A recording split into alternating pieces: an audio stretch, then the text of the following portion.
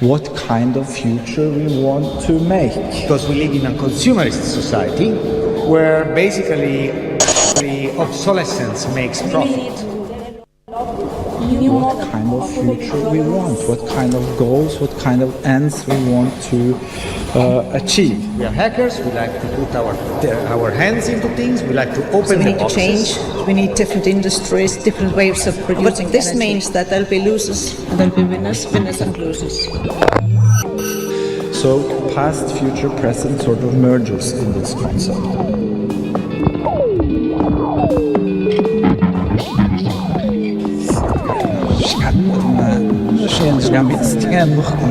And connects imagination and action and practice.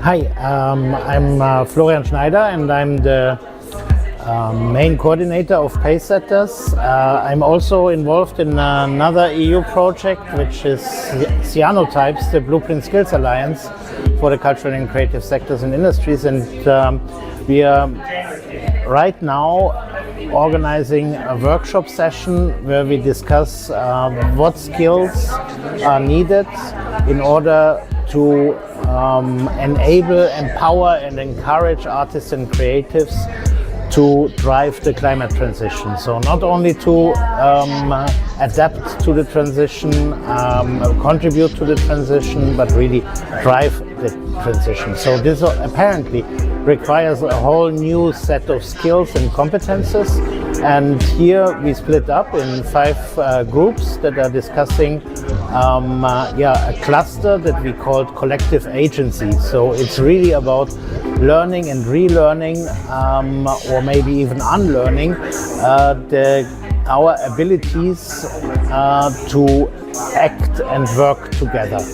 So collective agency is something that we think is really crucial in the context of exploring and investigating and revaluing and redefining the role of art and culture in the context of the climate transition. This is what we did for that.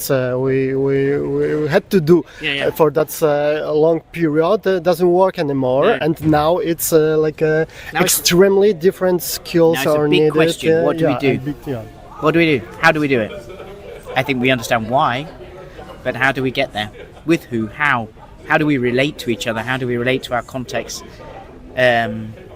I think fundamentally it's about developing the skills to be able to relate to ourselves, to others, to the world around us, to the things that we do, the aims that we have, all of those things. But relate, it's a soft term, but it's also about organization, self-organization, or organization of the society.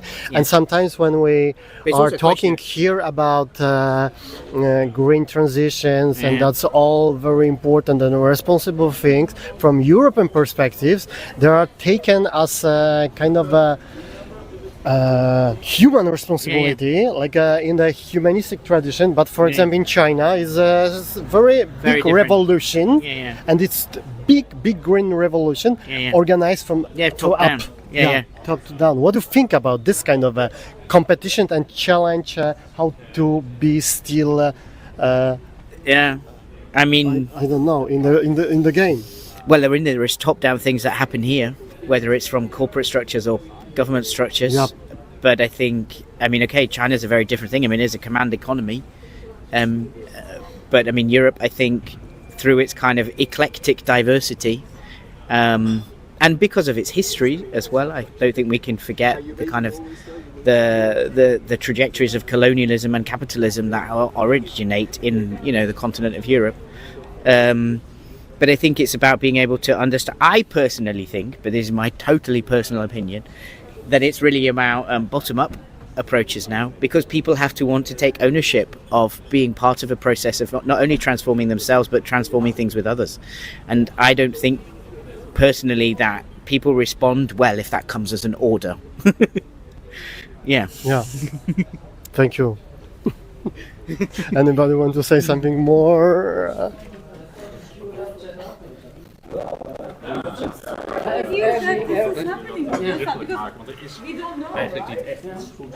Did you take this second microphone? Oh, okay, but it's turned off. Okay, so we can say something about the weather, and we can say also that now we are waiting for Gleb and for kind of a, how to call it, call from Krakow. So we are doing break now, maybe, yeah? We're doing break, or maybe you want to say something about the green transition session that we used to record without my green audio. transition was on my bicycle to frame a trade for a tripod and back. Oh, yeah. It was a totally green transition. Okay. Sometimes such things happening. Remember that we are always experimenting. Florian, course. come Of over. course. Come over. Yeah. Again. Yeah. You're a star. What can I do? No. We did it. We did it before. Yeah. I was asking about competition between Europe tradition and China, where is a strong green revolution now, as probably you know. Oh, that's the going from really? yeah, top to down, and it's because we are talking about. We already. Yeah, we are recording. We are still in between. Yeah. But thank you for this session. It's like inspiring, opening like a new way of thinking about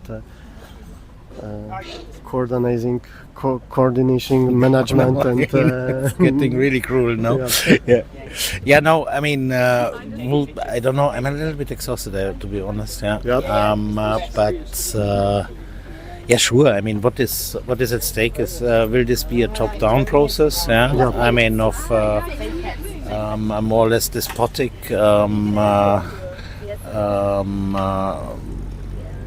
this process of decision making, what is considered to be rewarded as sustainable. Yeah. So it's a whole regulatory discourse. We had this at the other panel. I don't believe that this is that this will solve any problem or solution. Basically, it's about. I think Esko mentioned it this morning in the session. It's about the token economy. Also, yeah. So, yeah. So, and this is actually the opposite of learning. Yeah. I mean, rewarding desired behavior. Yeah. Is the opposite of learning. Yeah. So I think, and this is why I think it's important that we engage and we participate in this skills week and in this discussion about skills. We cannot leave this discussion to the administrations of higher education institutions, also not to the traditional players in vocational training. Yeah, we have to intervene here, and we have a great opportunity to highlight the fact that the climate transition is basically a big collective learning process. Yeah? And this is a learning process that is bottom up, yeah, and not top down. So it's not about waiting until somebody tells you what you have to do in order to feel less guilty.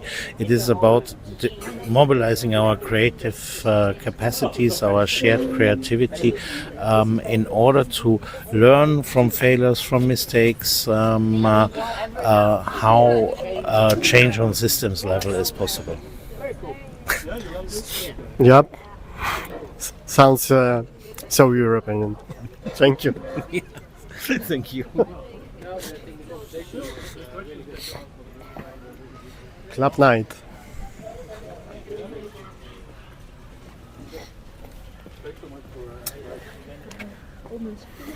Okay. we need. Let's stop it. Stop it. I think.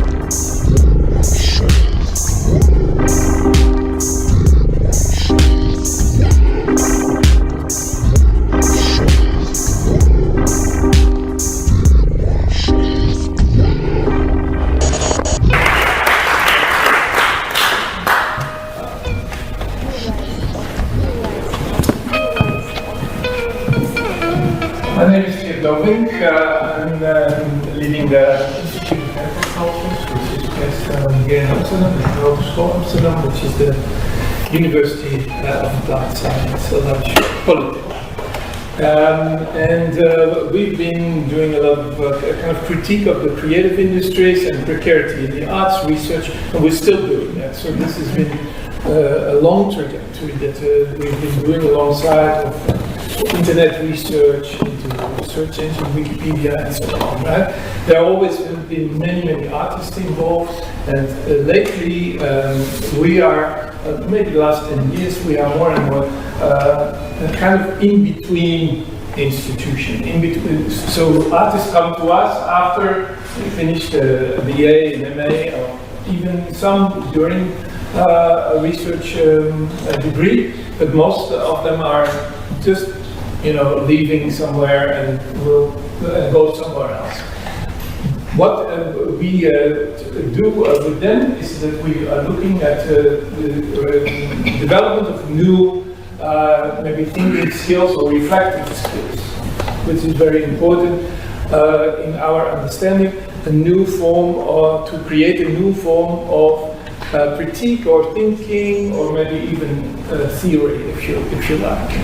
So we help them to develop the writing skills, but not, of course, writing in the traditional sense, because we're in the midst of a massive skilling phase in which traditional literacy is, of course, declining. Particularly here in the Netherlands, this is we are.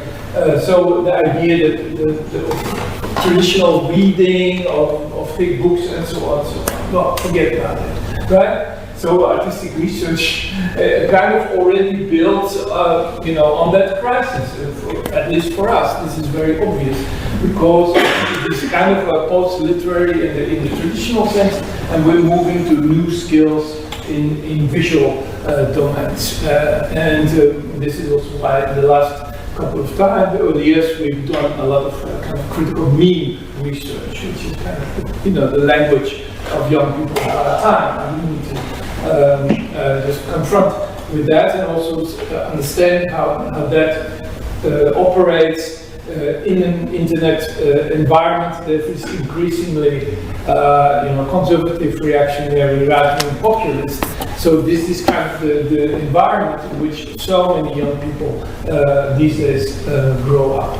Now, these new skills, I would say, are new conceptual skills.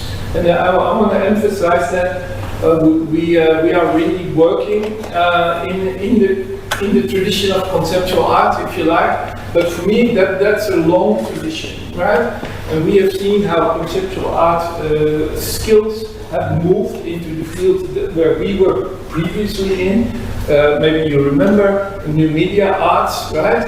Now, there you saw also a lot of development of skills, where the skills not just became abstract, but materialized, let's say, into code, into communities, into interface cultures.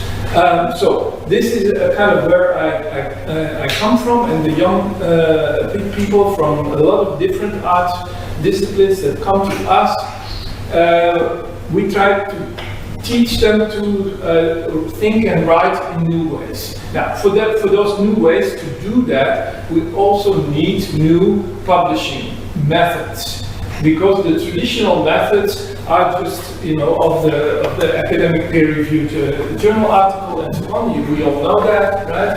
I mean, it's been criticized also in this field for a really long time, but it needs to be said. That kind of old way of practicing and even utilizing theory is dead, right? The idea that, you have Foucault here and then you have visual arts there, or Deleuze here, and then you apply it to music and so on, right? That way of thinking and that way of doing theory is dead. So now we have to understand and look more carefully at the world of young people, how they come into being and how they, using the skills and environments that they grow up in, how we can assist them developing new critical modes of thinking, but also ways of understanding it on their own terms. And so we are doing that. They stay often, sometimes half a year, or sometimes they stay for a long time. We're more and more creating kind of a new network lately of people who have developed these skills, and then combine that with the new publishing tools. And we do that also with UKRAiNATV. We do that now also live in the form of streaming. Video as publishing is becoming a really important tool. What in the past maybe was called a visual essay or something like that, or so these kind of skills are very, very necessary, but we're very confident that the critical thinking, especially of this young generation, is very high. So we're very, very lucky with the young generation that is now with us, because they question a lot these days. And so it is really also, I have to say, a privilege to work with them. Thank you very much.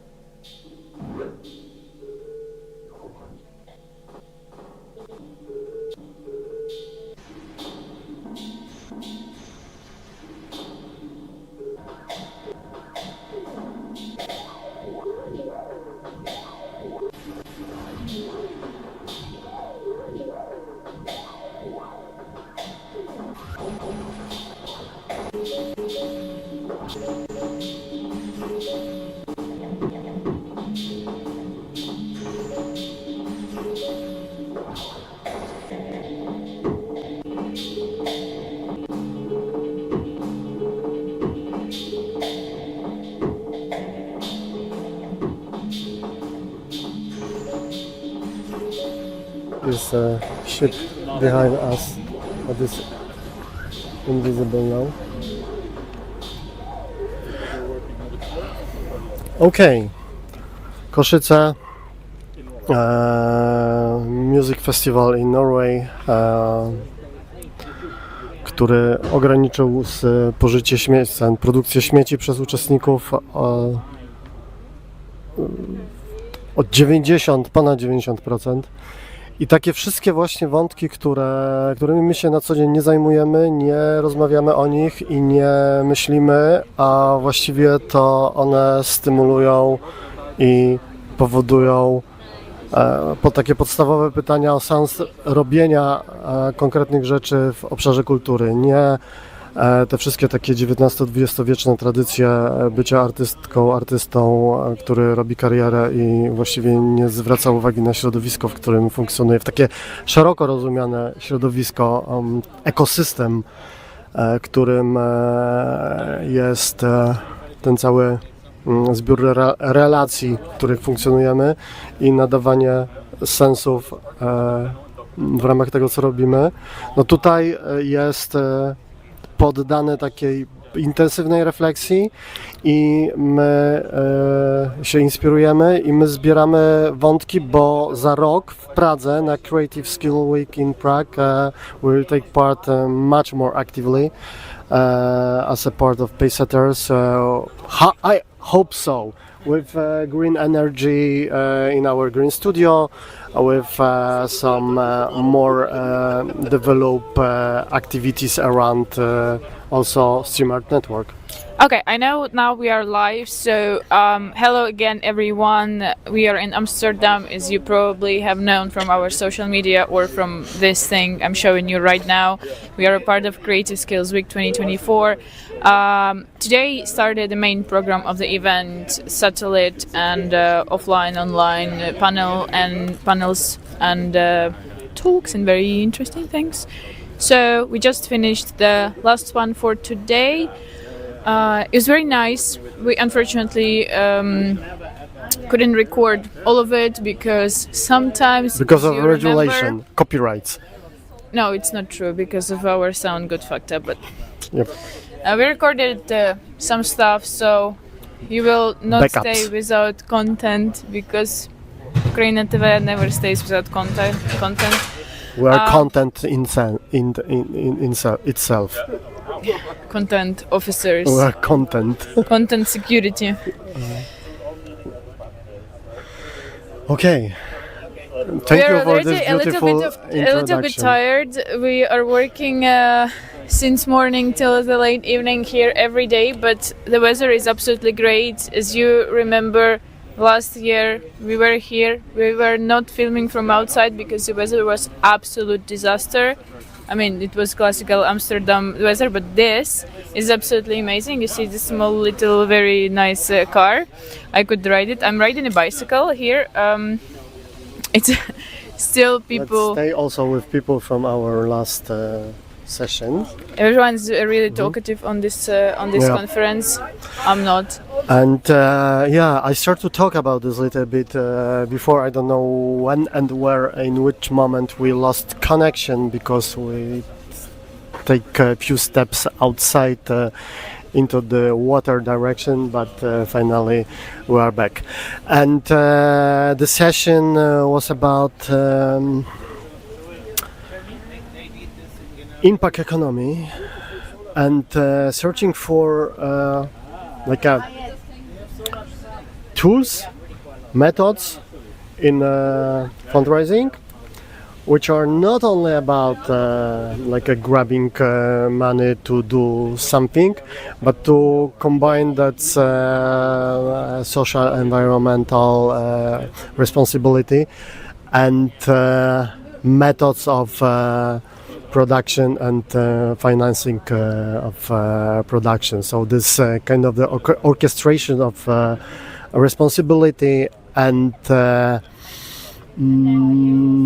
transsectoral collaboration, people from sector of culture production and people from financial sector could work together it's not a competition, it's supposed to be collaboration, like European tradition teach us.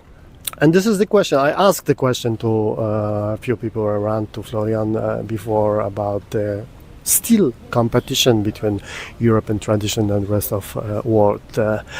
But still we are here like inside this beautiful bubble, and the question of working together, sharing knowledge and inspiration across is very important and very exciting. And it's everything what's happened here is actually out of our comfort zone as artists, as cultural producers in the traditional way of thinking. So this is, I think, basically important.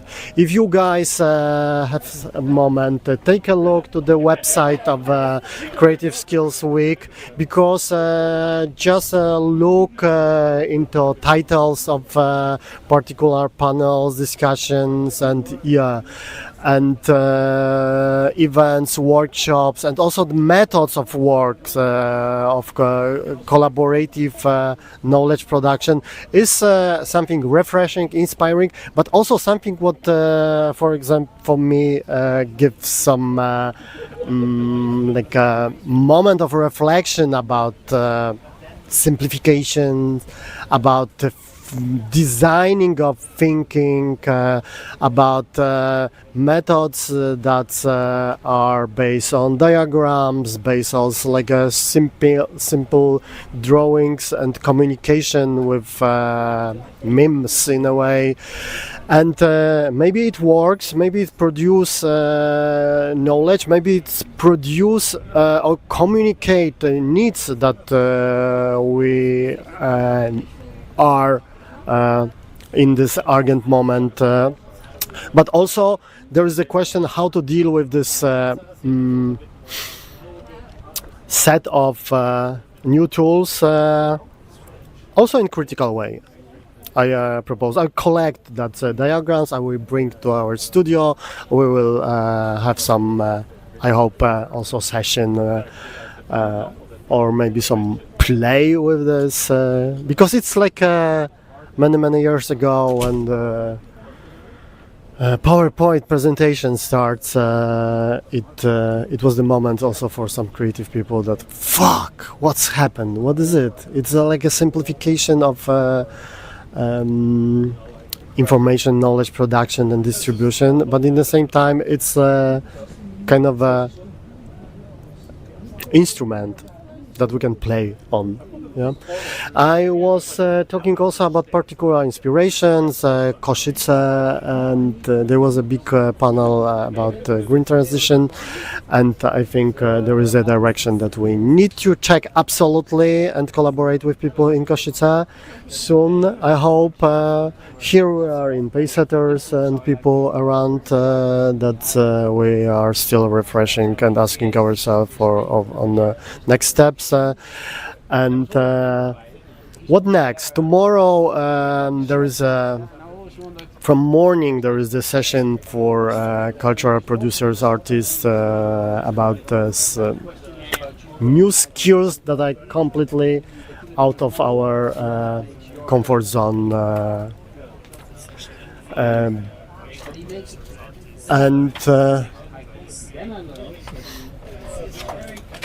afternoon at 2 o'clock we are inviting you guys and people around to Frame, where we will have a watching session of one of the panel about more radical forms of collaboration in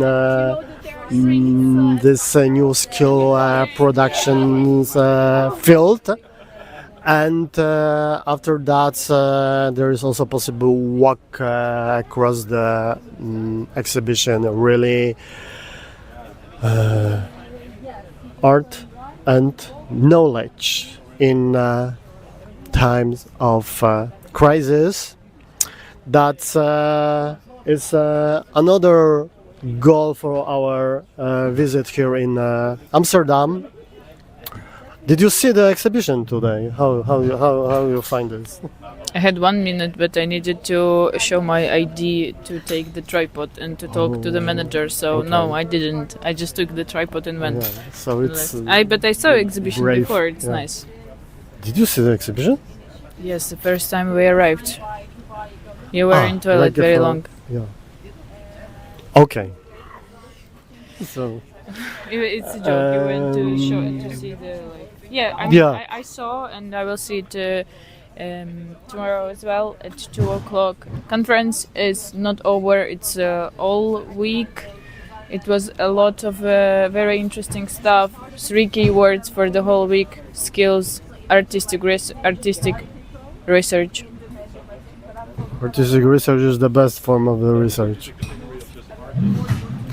And so 2:00 we will watch together one of online sessions for Creative Skill Week's program, and later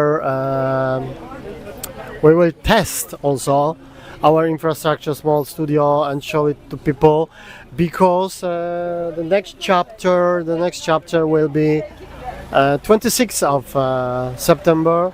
Well, after long meeting, guys, with ANC crew, with Kurt, Tommaso, Julia, and we are more or less prepared for 26 for the all-day event in Frame of Fame. 3 parts. First one, it's more like an expert session dedicated to stream art network itself, to improving some collaborative practices inside of our network, and then after that first 2 hours, a short break will be, and then we invite people to very open workshop for geeks, for people who are interested in network creation in a very technical way. There will be PureTube as a main topic, and federation building, and testing of elements of the network, and improvements in also our skills in that field. And then there will be also next part, collaborative affair of UKRAiNATV and Void TV together, solidarity and collaborative, dedicated to Kharkiv especially, and our daily collaboration with Ukraine. Also with we hope with some collaboration with Reframe TV in Kiev. We are in touch. We will be in touch. We'll spend next day in the preparation that event in details, because there are 3 parts in that day, 26th of September, next czwartek, and 29th of September there will be very final day of the exhibition, and also symposium and set of activities, hybrid performance together with Sophie, Lorenzo and Klep in Krakow. And I think there will be a moment to talk about this a little bit more. There will be also time to have some rehearsal preparation, that we'll also do it online with some hybrid elements. So see you, I think. We are finishing. We are leaving you with, I hope, with Gleb and some mixing of some footage that we record before. I must say about this, before yesterday initial evening session in the VAG, in the exactly in the hall, in the room where a lesson of anatomy by Rembrandt was done, was performed, the base for this painting, the very special room which I found very metaphoric, very symbolic for our artistic research, meeting, investigation and reflection, self-reflection about practice which are in the intersection between knowledge production, like the anatomy lesson itself, and social relation, and in the same time okay. And hello. So, ja jestem wycięty? Tak, już to nie jest na streamie. No. Twój dźwięk jest. Ksenia robi interruption me, no ale już można się do tego przygotować od dawna, przyzwyczaić. Co, jeszcze mogę powiedzieć, że mieszkam w takim małym, brzydkim pokoju, a Ksenia w takim wielkim, z wielkim łóżkiem. Ale to była inwestycja w przyszłość, bo przyjdzie sobie inwestycja w przyszłość, bo ty jesteś przyszłość, a ja jestem już kurwa śmieciem. Starym. Nie wiem, inwestycja w przyszłość. No, jak mamy tak rozumieć, że inwestycja w przyszłość jest to, że... Bo Sofia z Lorenzo przyjadą i będą spali, to już ja zdecyduję gdzie, bo ciebie już nie będzie.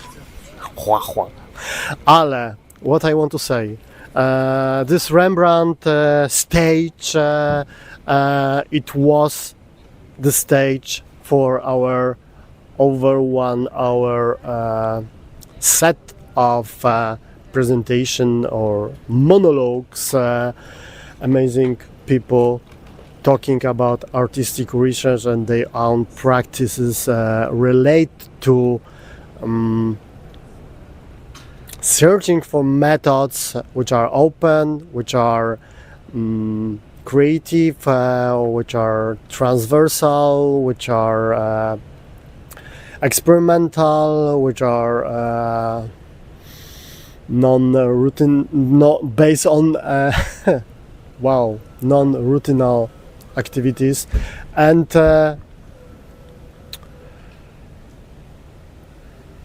but being still in kind of the regime of research, going to knowledge production and production something new, refreshing, something changing minds, and this ambivalences and this combining of oppositions, I think this is the main goal and idea of our practices, activities in this strange time where our art is more and more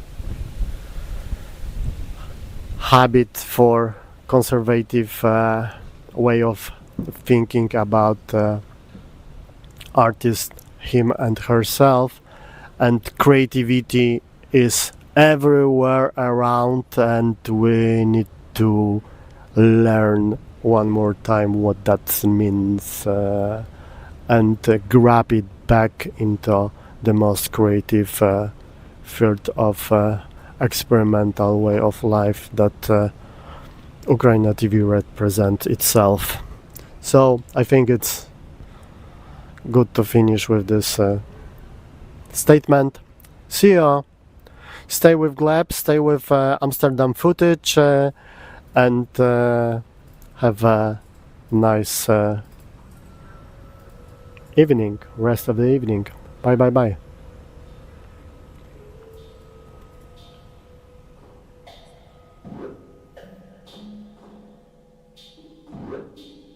Bye bye, Rom. Thank you for your presentation. And not only.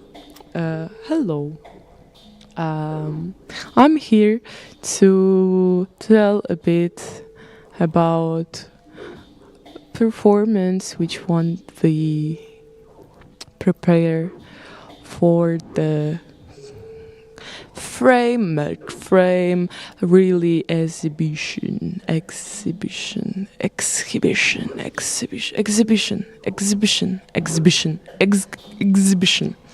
Okay, so all program we will discuss a little bit later, but right now I will tell about the closing event.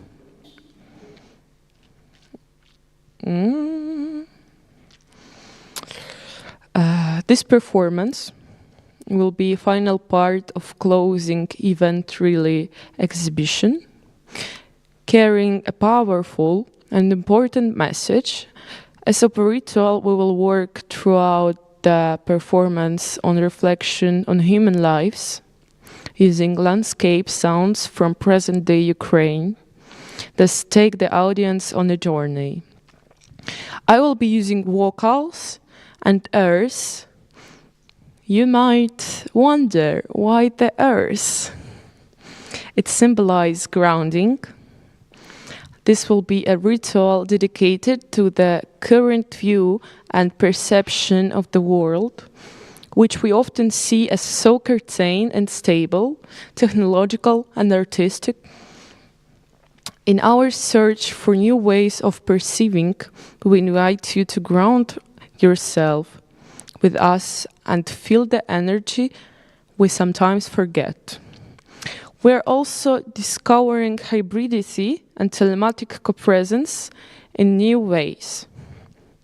And of course, all of these activities will take place as a part of UKRAiNATV.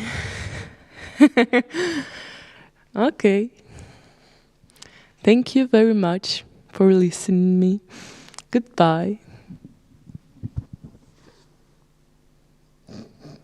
Research, design research, so there's quite a bit happening here, and he invited me to host this session. So welcome. You may have seen the tomato images downstairs at the door coming in. That is a type of artistic research by an artist, Spela Petric, that we collaborate a lot with. Have a closer look. It's a robotic image composition. So I think these ways of researching technologies, things in society are important to us. I think it's super nice when Stoyan invited me to host this session, transversal and transformative. For us it's also interesting to look at these skills outside artistic research itself. Waar is currently with other partners, Kunst 92, the Royal Academy of Sciences, among which the Young Academy and the Academy of Arts as parts of that, initiating something called Art, Science and Society, which is asking our ministry to set up a large, ambitious program to make more artistic, scientific research collaborations possible, both for fundamental questions, but also for questions that are important in society itself. So in that frame, I think it's super important to talk about these skills that are produced by, produced is not the word I should use, but are coming from artistic research and are of importance outside of it. So I give you the word, Florian, and I'm happy to participate and listen to what you bring in. Thank you. No, thank you very much, Lukas, and thank you very much for hosting this event. And it was really, maybe not really spontaneous, but it was such a warm and overwhelming welcome when we met. I think a couple of months ago, in spring, and developed this idea of this event as a contribution to the creative skills week. I have to say, maybe I cannot help myself, but I was starting with very personal emotions. Yeah, it feels a little bit like coming home, you know? I mean, I remember very well how Fred Loving was dragging me to Prague many, many years or decades ago, and then there's this amazing new media center. 1995. Yeah, must be 1995. Yeah. And it indeed became a blueprint for many, many similar institutions across Europe. It also feels like coming home because the first EU project I ever had the honor to coordinate was a consortium that also where also the Bach played a crucial role and contributed. And this was a project in the early 2000s to develop digital infrastructure for young artists and activists.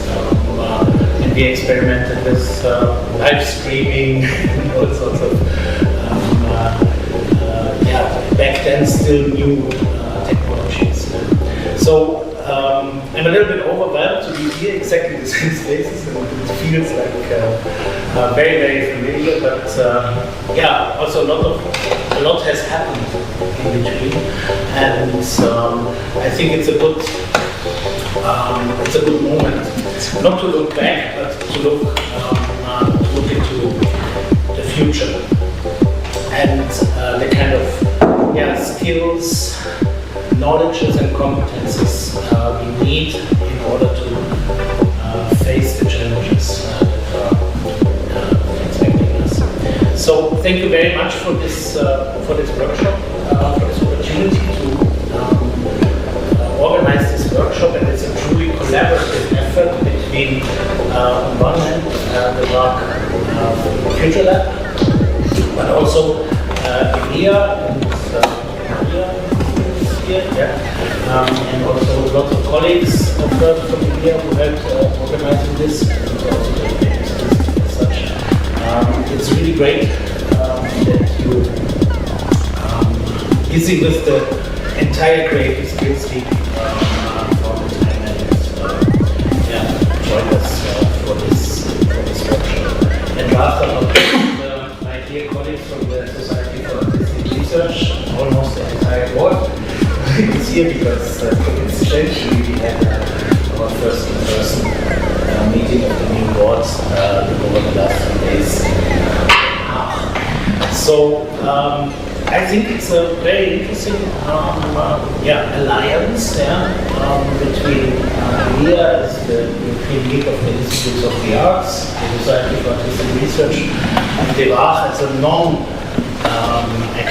or let's say not higher institution in the arts education institution. To bring together such an alliance to discuss skills and competences that can be or should be acquired in the context of artistic research projects. And here, I mean, we see, of course, the doctorate in artistic research as a important element, but of course it's not exclusive. Of course, nevertheless, we decided to focus on the situation of early career researchers and our colleagues who just graduated from these programs. So, welcome to a workshop that we understand really as the very beginning. I don't know whether such a discussion has happened so far in the context of artistic research, not to my knowledge, but you never know. It is the beginning of a debate. How can we value and revalue? I mean, in a probably truly Nietzschean sense, revalue the skills of artists and creatives who combine artistic practice in new hybrid configurations. And how can we propose and create a more systematic way of valuing the skills that are acquired in artistic research before others confront us with predefined taxonomies that might work in other industries, but definitely have no relevance in the arts. We know the situation from evaluation processes, and we also know how counterproductive and dire these experiences can be. So better to anticipate these challenges and develop our own approach, our own concepts, and our own understanding of skills, or re-evaluating skills, than waiting if others are doing this on behalf of us. This is a very pragmatic argument, but I think indeed in a more conceptual or wider sense, it is really about new strategies for valorizing the skills for ourselves as artistic researchers, for our context, the institutional, the academic, but also the non-academic and non-institutional context, and most importantly, also for society as a whole. So this debate, I don't know, we will see. I mean, it's also very much about mapping and figuring out what is at stake, where are experiences, where are maybe also fears or worries, and this could go in the wrong direction. This debate is maybe or perhaps rather uncomfortable because we are used to focusing exclusively on work of art and its intrinsic qualities. This is very important. This is by no means to be discarded. This is of course the main purpose, but it's also it also makes it uncomfortable to speak about skills that might be transferable or translated into other languages. It's also maybe difficult because we are used to ignoring the fact that artistic research often has an impact where it's least expected. Yeah? It's a non-instrumental relationship to impact. So often we encounter situations. Here's an example in the course of this evening. We encounter situations where the impact reveals itself in a completely unexpected, unforeseeable, and uncalculable way, which also makes it rather difficult to talk about skills.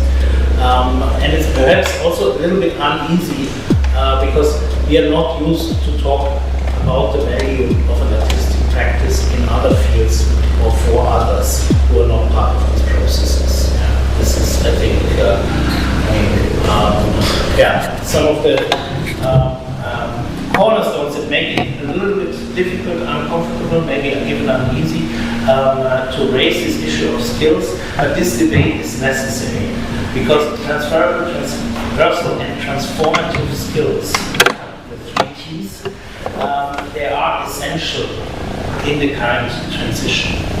The big societal transition, the digital transition, the climate transition, and also the social transition that we experience.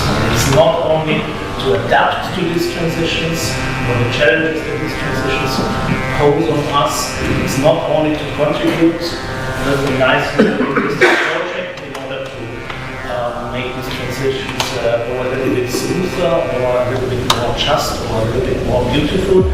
It's really about our responsibility and our ability to drive these transitions. This is a very big ambition, but I think it is necessary, and this, I think, in the end is the role of art and culture in society today, to mobilize our capacity to radically question and rethink everything that exists, and to encourage others to embrace change and transformation processes. Before we go into the proceedings of this workshop, I mean, we have we thought we split it in two halves. No, I mean, one half would be short statements, so that we collect the contributions. We have prepared this a little bit, so I asked a few colleagues people who have thought it would be really nice. Prepare a short statement, very short, 2-3 minutes, as a response to this invitation for this debate.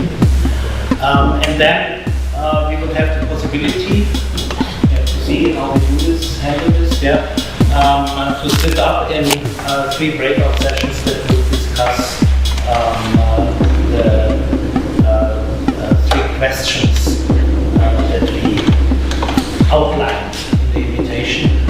One is more focusing on what we call artistic entrepreneurship, so creative confidence and collaboration across creative disciplines, learning how to work together is one of probably the most important skills these days.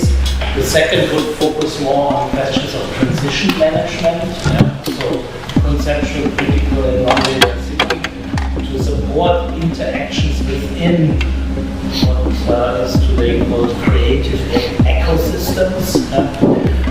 And the third group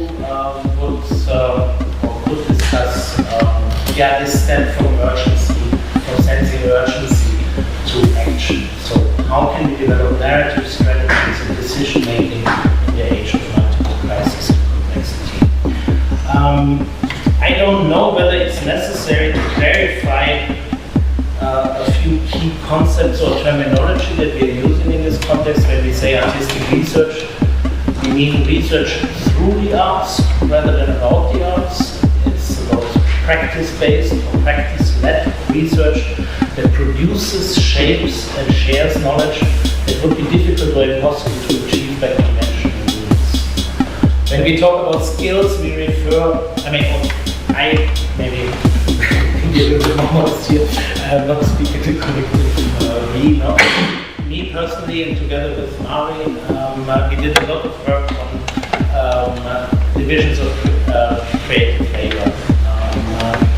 So skills refer to divisions of labor in a sense that creative skills relate, for example, to divisions such as the division between fine arts and applied arts, but also highly segmented and asynchronous or anti-chronological production processes as we know it today from the film industry, virtual production environments, or pipelines in the digital effects industry.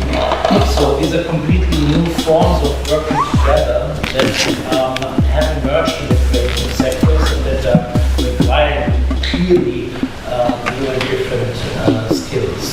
So skill is not so much the kind of craftsman or craftsman or the manual ability to do something or get something done.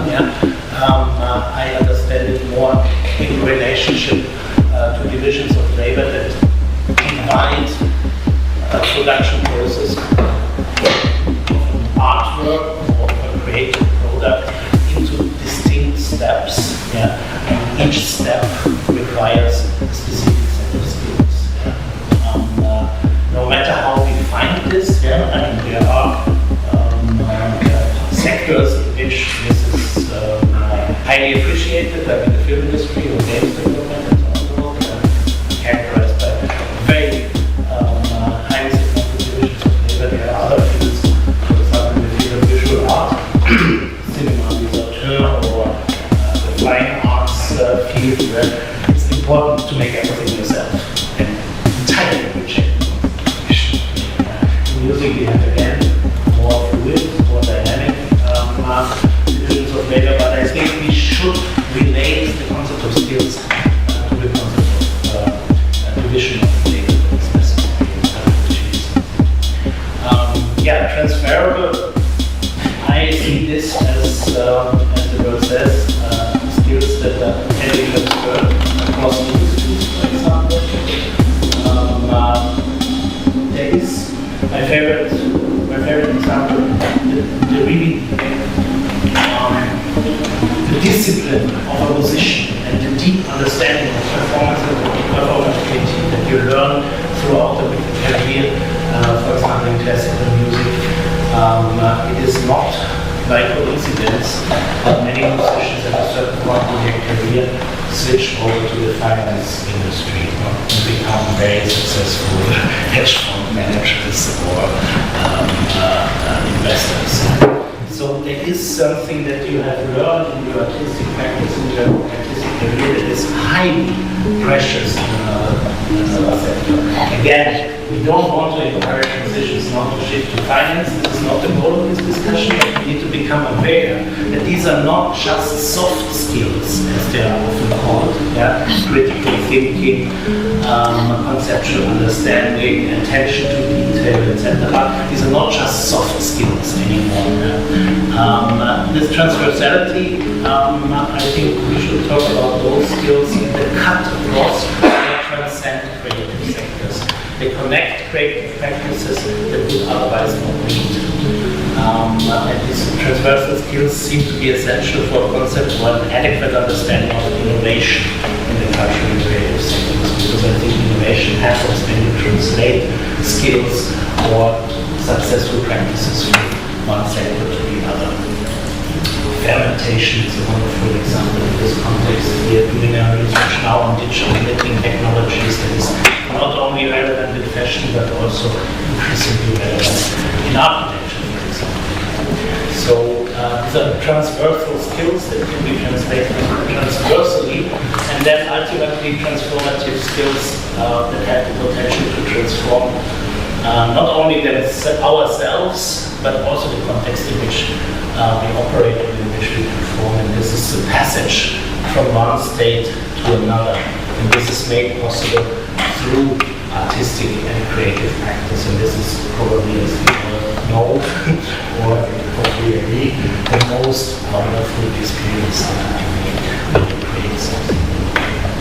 So, I talk a little bit longer than I thought, actually. But if you take this as a lengthy introduction, I would really invite you now to respond or comment or contradict from your perspective. Please introduce yourself very briefly, who you are, and what is your institutional or organizational or artistic context and background, and then we decide collectively when and how we speak. We have not prepared an order, but the idea is that everybody speaks only once. So you have to choose the right. You want to start? Yeah. Excellent. Perfect. This is good. Yes. We did not talk for This is good. Hi everyone. I am Maria Hansen and I'm the Executive Director of UKRA, and we are co-hosting this event. So thank you to that, which is our city, and it's great to meet Lucas now and to do this together. So I just want to say, I'm not a researcher, I'm not an academic, so that is clear. So it's my safe space around me, but I am a cultural manager who has worked in the cultural field almost my entire life, my field being the performing arts. And now I represent already 7 years ILIA, a very beautiful network of higher arts education institutions with almost 300 members across 54 countries. We are co-organizer of the Creative Skills Week, partner at Seattle to support the Pact for Skills, and associate partner in the EIT Culture and Creativity. In other words, skills are very much on our agenda. Our mission is to support our members by fostering collaboration, connection, and enhancing their ability to contribute to the wider cultural and creative industries. And a significant part of this mission involves putting research on the agenda in the member institutions and in Europe, in Brussels. And there are many ways that we do that. We facilitate an artistic research community. Many of you are part of it, which is curated by our beautiful working group, Artistic Research, Beautiful and Brilliant, of which some members are here today and will speak much more brilliantly than me. We advocate together with other networks like SAR for a strong and healthy foundation for research in and through the arts in Europe and the rest of the world. Yes, we are aware that there are quite a few places where having a doctoral degree is a prerequisite to an academic teaching position. These frameworks all over Europe differ massively, and we have spent a lot of time facilitating our community, artistic research community, in supporting each other in developing these frameworks in their own local contexts. But artistic research, as Florian said, is not limited to doctoral programs. So let's talk about skills.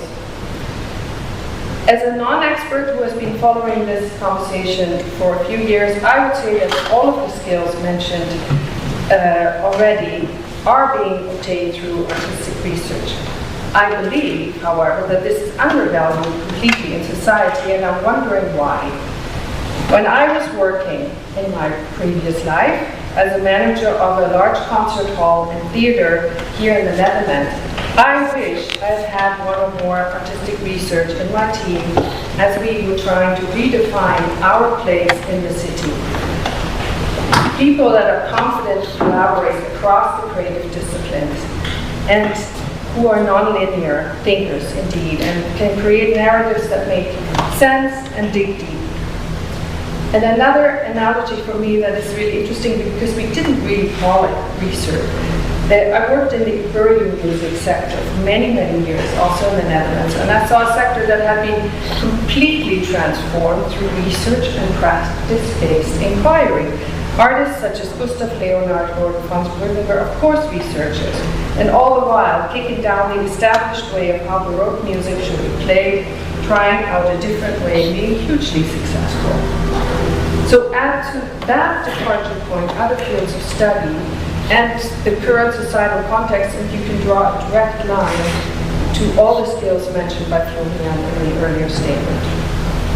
So in conclusion, and I'm the first because I'm making a bit of a general statement, I think that artistic research owns skills and produces knowledge that extends far beyond the academic sphere. As a theater director, I had no idea that you were all out there, and I wish I had known. As we look toward the future, we at ILIA are committed to supporting research, and research that not only enhances the cultural and creative industries, like my theater, but also addresses the broader societal challenges. And perhaps we can address how to get out of the bubble and make sure that everyone knows that these skills are out there amongst the researchers.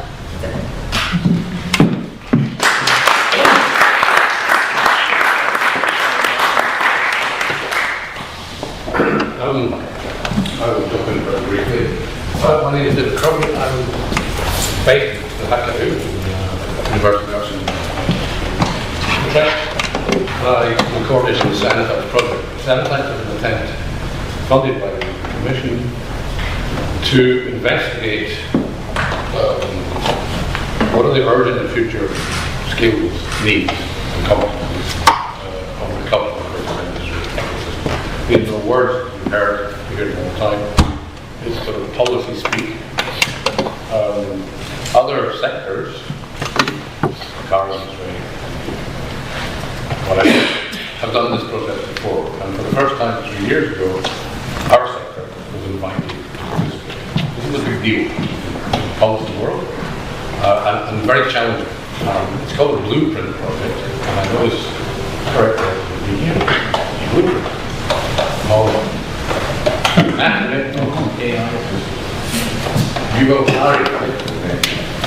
Larry this week said, if you think about AI and generative AI as a tool, you made a huge mistake. It's not, it's an agent. It's an agent. And this is the point of the discussions over the years with other groups. There has been I've always argued that AI needs AI. So, artificial intelligence needs artistic intelligence.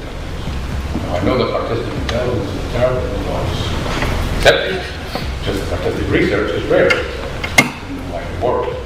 Because when you talk about artistic research, people think, I have no idea what you're talking about.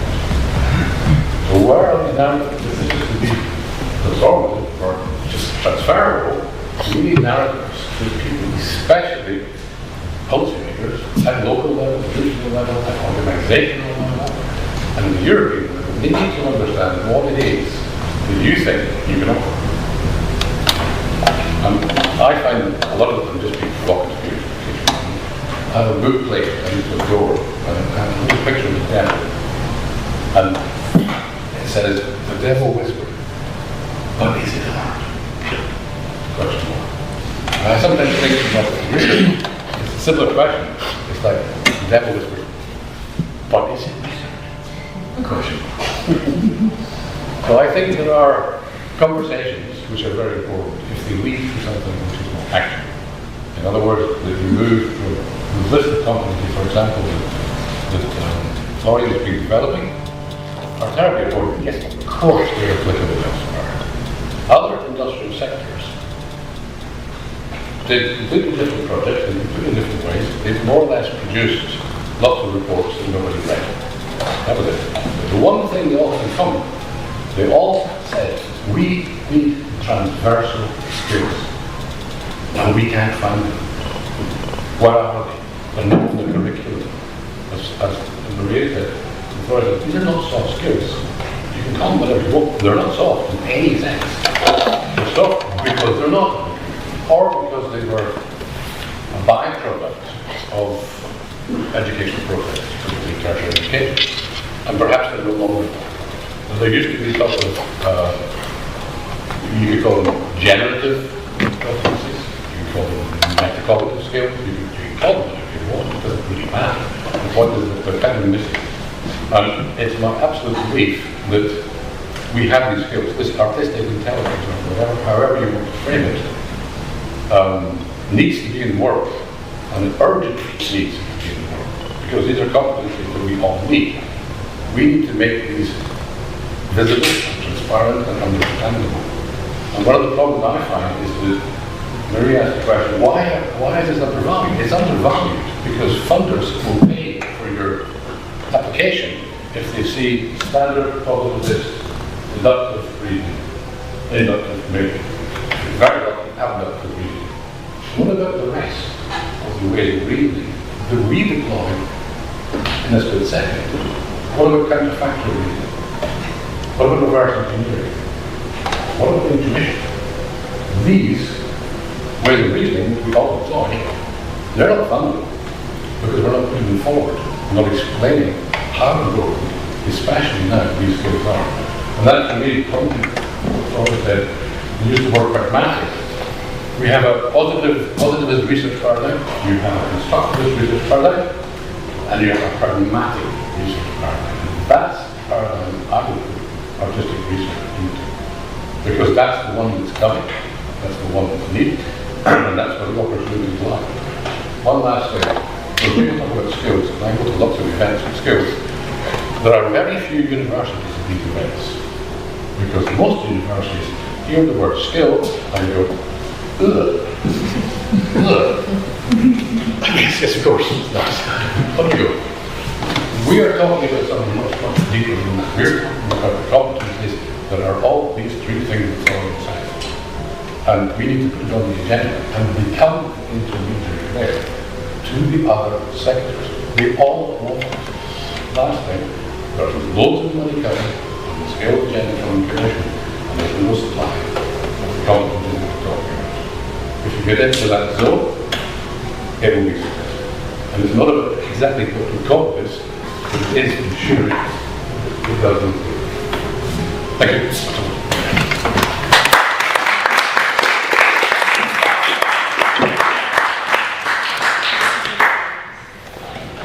I'm not very prepared. My name is George Klassiker from Vienna. I'm working for the Google Cosmos Society, and I'm the new director of Open Innovation in Science and I would say maybe art. I was working 10 years in the Academy of Fine Arts in terms of knowledge transfer, knowledge valorization. And for me it's a kind of tricky question because at the moment I'm more coming into in an institution where when you say arts, then people look at you, and then you say skills, they say, that's something that we can use. So it's not like the thing. So at the moment, I'm not so much looking at the person, who is doing artistic research. I'm not so much looking at the individuals, I'm more looking into connectivities. The institutions we are having are mainly organized in life sciences, social sciences, humanities, and the arts. Most of the researchers will tell themselves excellent and having a very clear view on what they think is right and wrong. So coming there and talking about art and artistic research, and I tried it out, is mainly creating interest and without knowing exactly what that could be.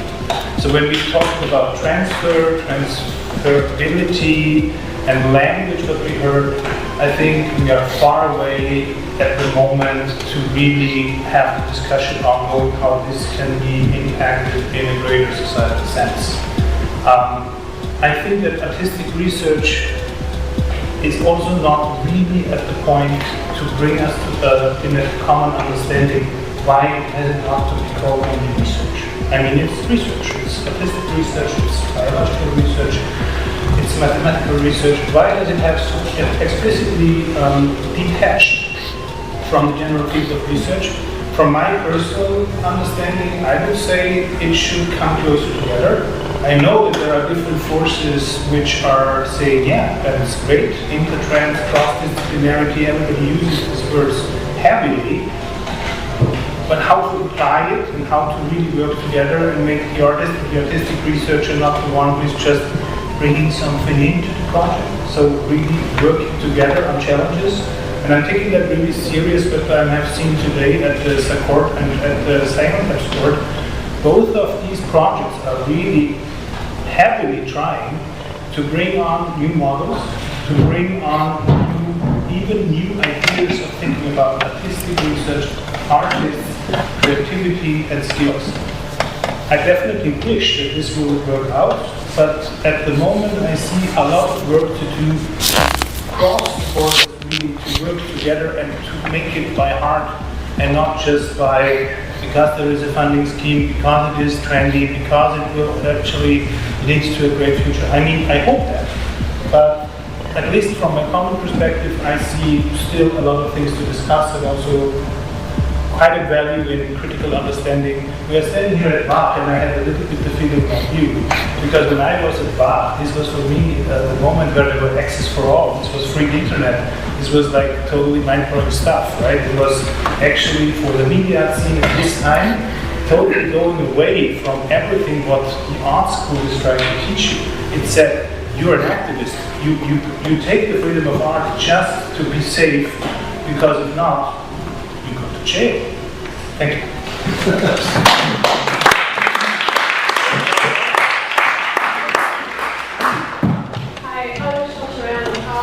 I'm a lecturer or a research professor and heading a research group of social practices at the Research Center of Międzykulturowej Academy. We're working around critical care and regenerative practices and transformative pedagogy. And the focus is on how to compose and cultivate a care-informed artistic research practice. So one of our questions is how to practice sort of like caring infrastructure otherwise. So we focus our interest there, and one of our sort of main sort of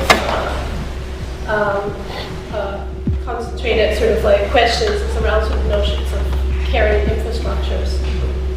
So in thinking about how to respond today, I was thinking about a couple of quotes to a couple of publications that we put out.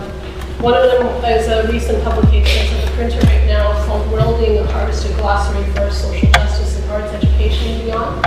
And it's 262 glossary terms around that brings together, focusing on the discourses on equity, diversity, inclusivity, social justice, and social practice. So the first one is about art.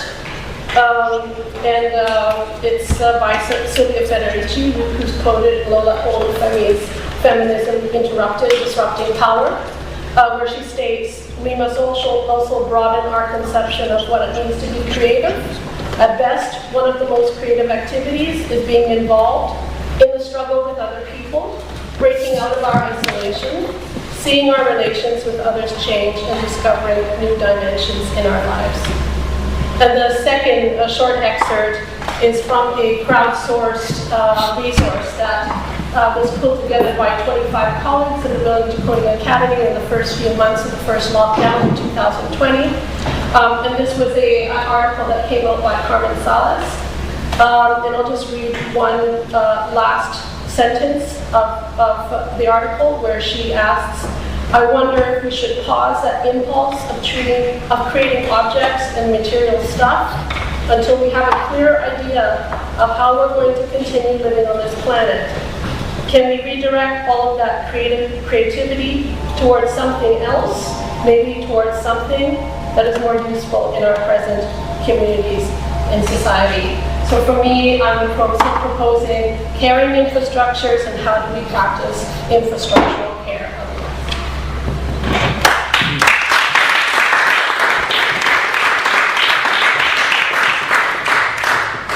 Hi everyone, my name is Arthur Steiner. Actually, I've been working almost my entire life in philanthropy and like human rights organizations, funders, kind of NGOs, for HIFOS, for example, and that realm of organizations. Now I have my own company and we advise companies and activist organizations about like emerging models and mechanisms for funding, like alternative models. And about this topic of skills, like Robin asked me to say something about it also in relation to research or like a project I've been doing for DOOM Foundation, for the DOOM participation. So I'm also advising some philanthropists, and this project is about impact investments and if that could be a suitable financial instrument in a way for the cultural and the creative sector. So we've been looking a lot into like ventures that have both an artistic vision for the future, kind of impact for society, and like a solid business model. So let me think what were some of the conclusions that may be interesting to share in relation to creative skills is that there is a big interest in the impact investments scene at the moment. I would almost call it a hype in looking into the cultural and creative sector, and specifically artistic, a kind of artistic vision or a kind of artistic entrepreneurship, as you call it. Recently there has been a fund launched in the UK. There is in the US a lot happening, but also in Europe, in Germany, and in other countries. And you could really speak about the hype, and I think this is particularly interesting maybe for this discussion because there is this kind of need to look beyond, let's say, technological innovation, which is very prominent in that scene, like looking into questions of scale, like startups, like kind of Silicon Valley ideology almost, to look into different kinds of visions and different ways of working, and also specifically actually the kind of what you called also the beyond the silo thinkers and the solo actors as a kind of skill or as a kind of skill set from the creative sector. So there's a lot of interest from that scene, and we'll be giving also a workshop later this week.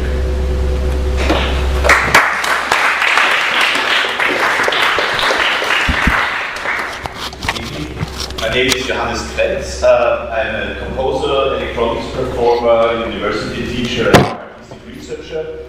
I'm the head of the Artistic Research Center in Vienna at the Music University. And I wanted to contribute a little observation to start with. I have been in this university 27 years as a teacher and also as a student, so quite some time.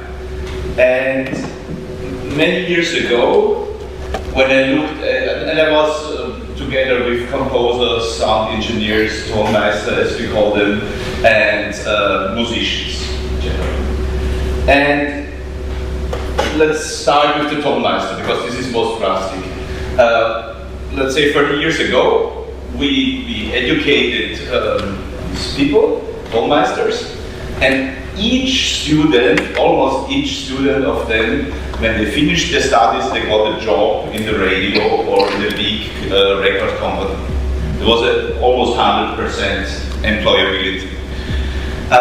With the composers, it's a bit more difficult, but still a significant amount ended up in contracts with publishing houses and making a life from that. And with musicians, quite a good amount ended up in orchestras. The best ones made a career as soloists, and now the situation is completely different. It's almost no sound engineer being hired by the Austrian radio anymore. They are all one-person companies that have to fight and survive in the system. The publishing houses for composers are also dying. They use now these online shopping things, which is basically self-exploitation of composers, feeding publishing houses. And with musicians is also, the number of orchestras not growing. So in this overview, what I see is more and more it is important for emerging artists not only to acquire a certain skill, master a certain discipline, but to reflect on which niche they create as their future activity. So if it's musicians, maybe it's some sort of comedy concert or special community music thing. So many students, they invent their own profession. And same with composers, same with sound engineers. And what I wanted to share with you is this thought, and this is not just my invention, but it also came from an Erasmus Plus strategic partnership where we discussed this very deeply. If artistic research is, one part or an important part of artistic research is reflection. And so this is a development of a very important brain muscle. And reflection means also that you find yourself in a certain context, and in a way also you invent yourself. Artistic research is more about you than maybe research about something. It's okay that in artistic research the artist is in the center. And in some sense, employability means also you create your employability. And in that sense, artistic research can be very valuable, and artistic doctorates can be very valuable in the kind of creating your position in the artistic world. Thank you.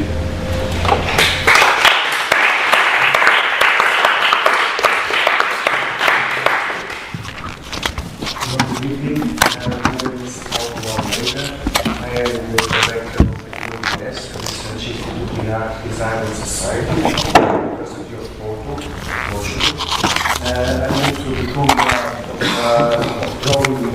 It's a research project funded by the Foundation of Science and Technology to study drawing activities in STEM learning in higher education, also to develop innovative approaches to STEM learning, but also to bring new strategies of visualization and representation to artistic practices.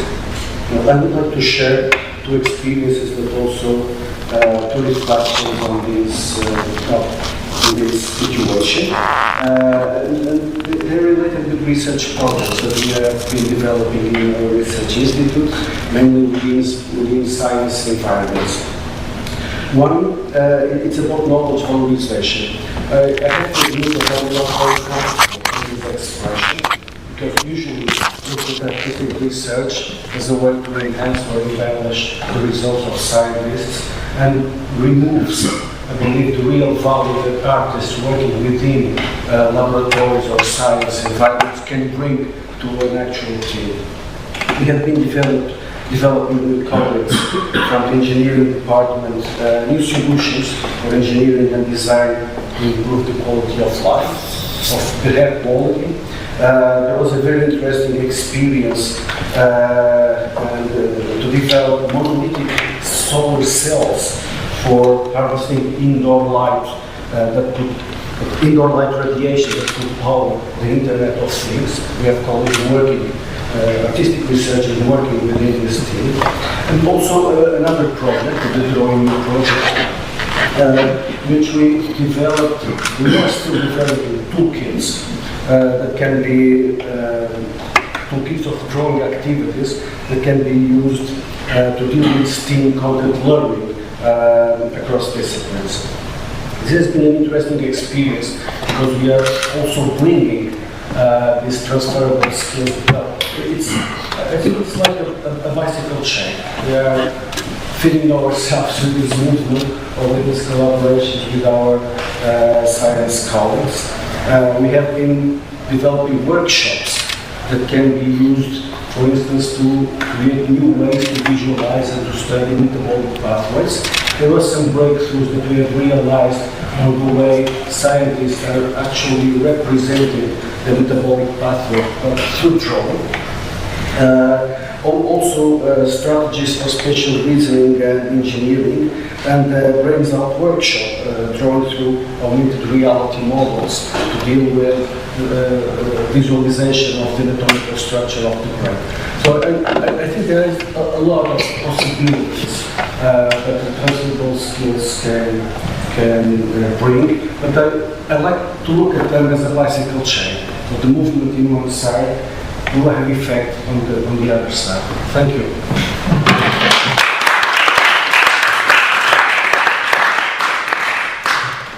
Hello everybody, my name is Roman Jewkiewicz.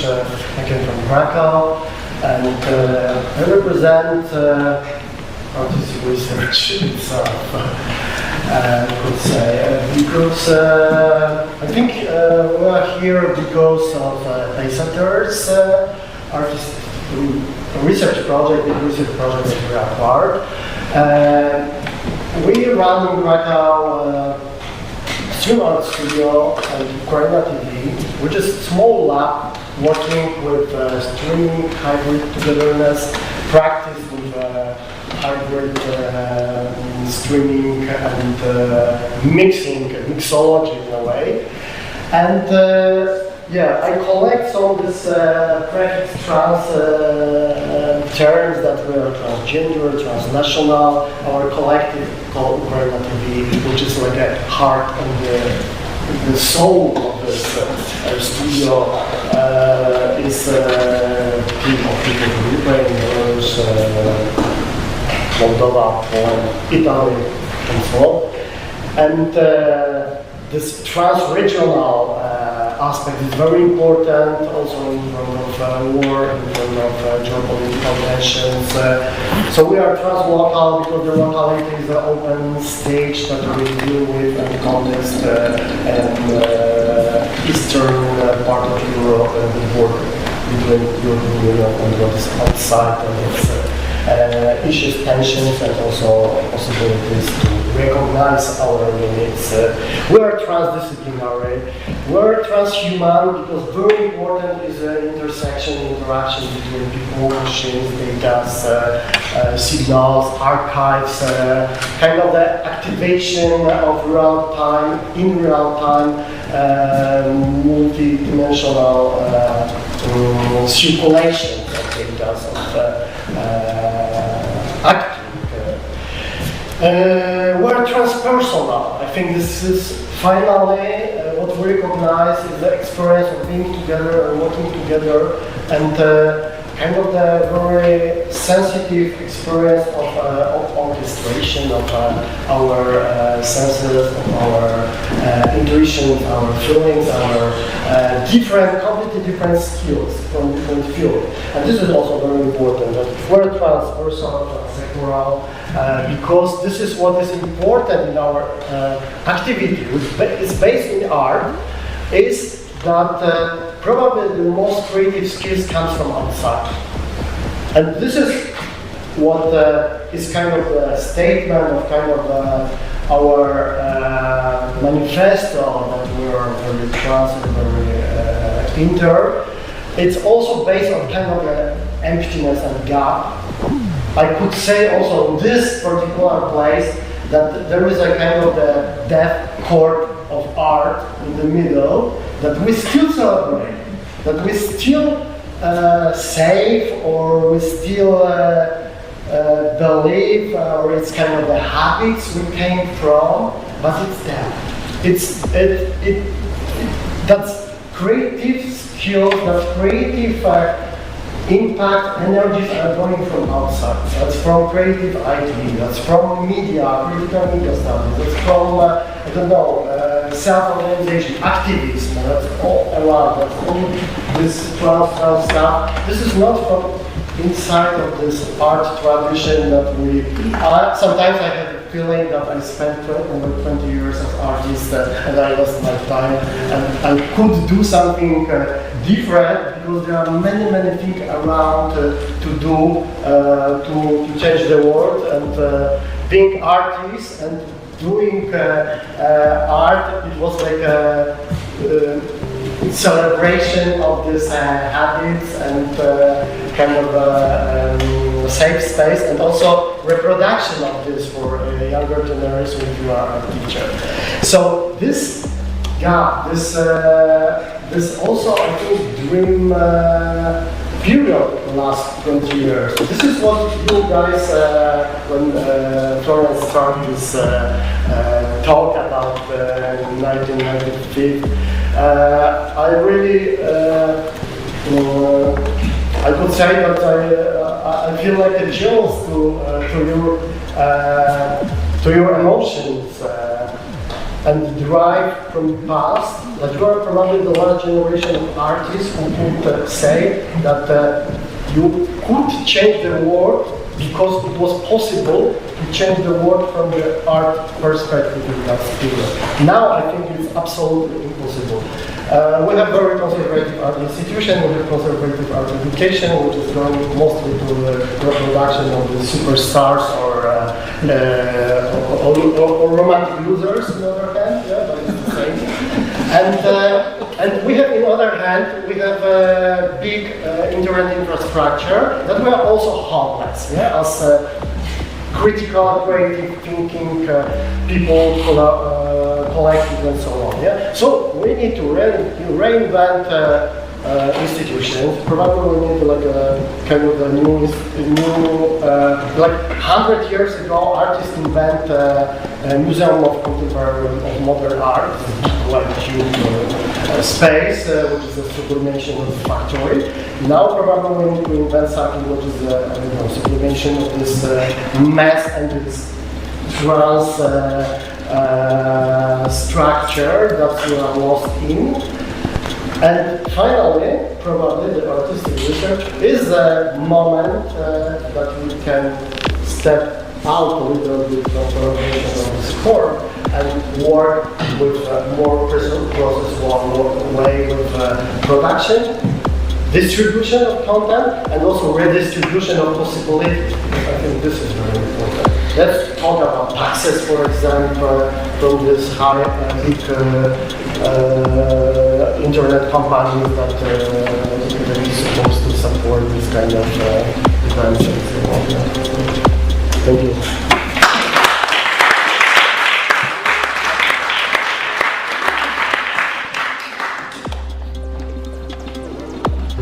Good evening, I'm Rolf Hughes. For most of my life I've been working with artistic research, and a year ago I became the Education Director at EIT Culture and Creativity, the European Institute of Innovation and Technology, new knowledge innovation community called Culture and Creativity. So I'm here to be part of this week to talk about our PIC and our investment in skills and education. The Culture and Creativity KIC is basically supporting education, supporting degree education and continuous professional development and lifelong learning. So there's two strands to the funding that we develop. And what we have decided to invest in over the coming years at least until 27, there's 5 strategic areas of architecture, audiovisual media, fashion, gaming, and cultural heritage. So those are the sort of priority areas that we're working with. So that's the corporate bit, but now I'll go back to the artistic research background, because I think I might have done one of the first PhDs in artistic research, at least in the UK, because 30 years ago I completed my PhD as a novel. It was the first PhD to be a novel in the UK, as far as I know, at the University of East Anglia. And then I straight away put it into a desk and forgot all about it and left it there and got involved in different conversations. Those conversations were about skill, about practical knowledge, tacit knowledge, skill acquisition and skill transfer with an interdisciplinary international research group. And for me, that's been an interesting conversation ever since. So, working through mainly in Scandinavia as a professor in artistic research, I've seen the sort of field develop, at least from a Nordic perspective, over the years. And that, in a way, I would characterize that as coming out from under the wing of the humanities, under the shadow, in the sense that in the early days, a lot of the artistic research PhDs were basically enlarged types of reflective essays. They were reflective practice, understanding how do I do what I do as a practitioner, using the tools of the humanities to largely engage in writing to reflect on one's own practice. As the field gained more maturity or confidence or traction, I think it sort of moved more towards having its own, the confidence of its own terms and creating its own research sort of aims, which were not to do legitimisation. I think that's not to make an opposition and say what's good and what's bad, but rather just to try to look at some tendencies. And the truth is that most projects combine these two. It's not either or, it's both and. This aspect of reflection, understanding, combined with discovery and working with uncertainty, perhaps. So, why do I mention this? Because in a way, there's still, it seems to me, and perhaps it's also here, a question of status that's overhanging things. I also see it maybe in these trans terms. If we are in the midst, as I believe we all agree we are, in the middle of a crisis, as previous speaker very, very well, I think, status is not questioned. So the trans terms appear, they hint at this, but they suggest a neutral direction, movement across over time. So always across, very provisional and sort of, you say, unengaged in a sense. So I don't have any answers, I just want to raise a few questions. One is the relationship between research and education, because these are, it seems to me, productively coming together and sort of challenging each other's conventions and methods of evaluation in interesting ways. The next point would be the question that I think Florian raised with our little line, which is what do we value? When we're talking about these questions, but mostly I would say, talking about this question, what is it that we value? And perhaps we're just describing a tool to address this question. And the allocation of resources in any form through things like EIT or through research councils or through funding education, it's all about value. So we need to really engage in that, particularly at a time of crisis. And finally, I'd say the way I've thought about skills in artistic research has been this combination of strengthening and extending. So typically you have an artistic researcher, a practitioner that wants to not weaken core practice, the artistic practice, but to strengthen it. And not everyone takes that step, but for those that do into research, they see it as a way of going deeper into a field, going deeper into their own sort of expertise. But also there's that element of pushing at the boundaries of a discipline of practice, which I would characterize as extending perhaps the interdisciplinary sort of aspect. So again, it's not one is good and the other one is less good. It's more like they create a sort of T-shape, which means specialization and interdisciplinarity between the two. And I'll just throw that out for thought. The final thought is, since I'm working in an area now with, for me, a quite new conversation compared to artistic research, which is innovation, business creation, entrepreneurship. These sort of terms, which to many of my friends and colleagues, they kind of recoil when they hear those terms because that's not priority for them. So this term entrepreneurship, who owns the term entrepreneurship? You know, what type of entrepreneurship are we talking about when we use that word? And to put it maybe even further, how is entrepreneurship separate from art and from research? That's my question.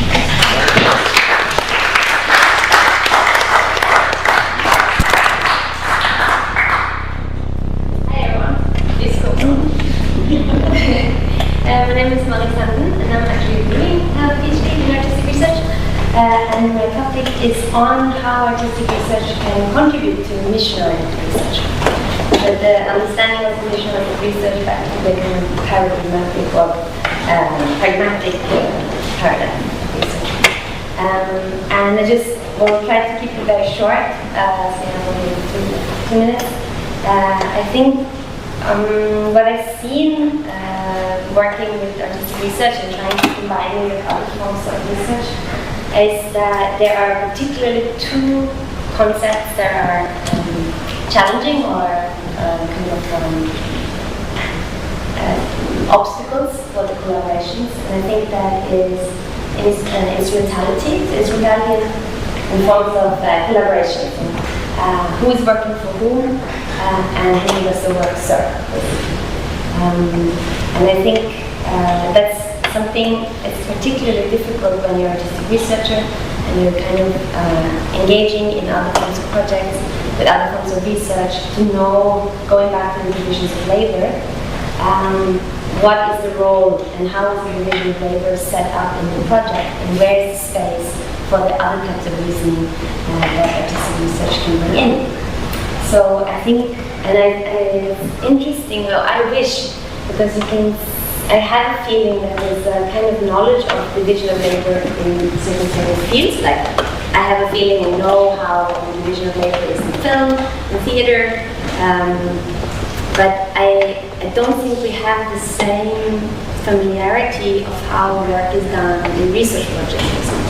And I also think this is a huge opportunity to imagine what type of projects and how will they be organized as a kind of creative divisions of labor that is needed to address the type of challenges that we have.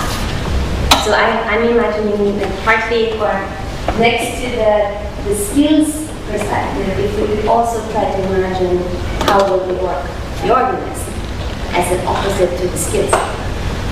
And then on the other side, I think a big issue is the notion of impact, because research projects, particularly, but also in terms of mission, is evaluated according to notions of impact. But that's not necessarily the most linear term in which we can evaluate artistic research. So I think but it's necessary to have some kind of accountability to society.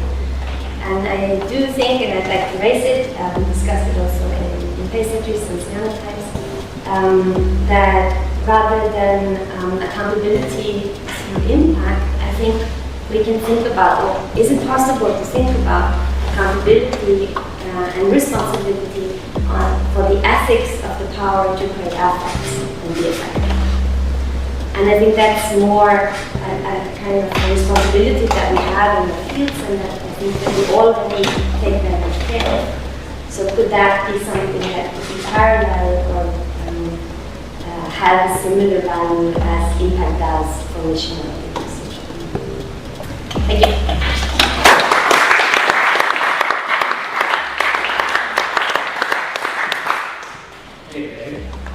I'm going to say the one at the end because I had a pick up on what Mark was talking about, because Brian asked me to talk about a particular context in which I find myself at the moment, which is a rural context related to contemporary art and activism around contemporary art for 30 years in terms of economic development. So I think the question for me that I brought to put to the room was really, when we think about the production of knowledge as a collective space, a space that has no hierarchy, in which everyone's an expert, that is very uncomfortable because we're used to organizing things through hierarchies. Particularly the production of knowledge is very hierarchical. So if we want to have a research activity which is creative, which has some form of societal relationship, it's uncomfortable for those of us who are creative practitioners, but it's also uncomfortable for those of us who are not. Because all of a sudden the normal relationships start to collapse. So I'm a creative professional, I have a film background, amongst other random things, and my intention is to sit on the edges and to frame the question from the edges. But if policymakers ask me in, which they do, to then start to frame that with them and to frame that with citizens, all of a sudden the normal ways of relating change. So how do we address those? So how is that curiosity something that became shared? Because there are many different perspectives. I don't have the answer to this question, but I have various experiments that ask it. So this is my question. All of a sudden these ways of relating in terms of how we understand the production of knowledge, how we understand the production of impact, for want of a better word, suddenly become disconfigured, and we have to understand how to relate again. So I think the first thing for me is not to worry so much about the kind of technicalities of things, but understanding, and that is a skill, the quality of being able to relate. What is the art of relating? And understanding that as something which is non-hierarchical. So my background, over 25 years in multiple things, from the film industry to policy, also through universities, etc., and set up various random things like innovation schools at the Glasgow School of Art and labs in small villages in Nashville.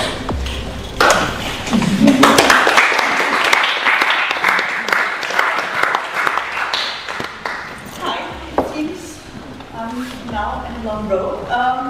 Now I'm picking up many things that have been said already. My name is Michaela Glanz. I'm head of the Art Research Support Unit at the Academy of Fine Arts in Vienna. I'm also a member of both area working group artistic research and SAR executive board member.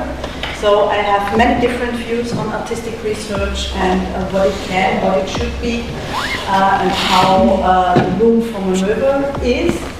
I'm today talking about the perspective of one of the agents within the whole ecosystem, mainly from an arts university that offers not only doctoral education in artistic research, but also offers opportunities for knowledge transfer, third mission activities, as well as grants support, application support. So I want to stress we are one of the agents in the whole ecosystem, and follow up on what Joe also said.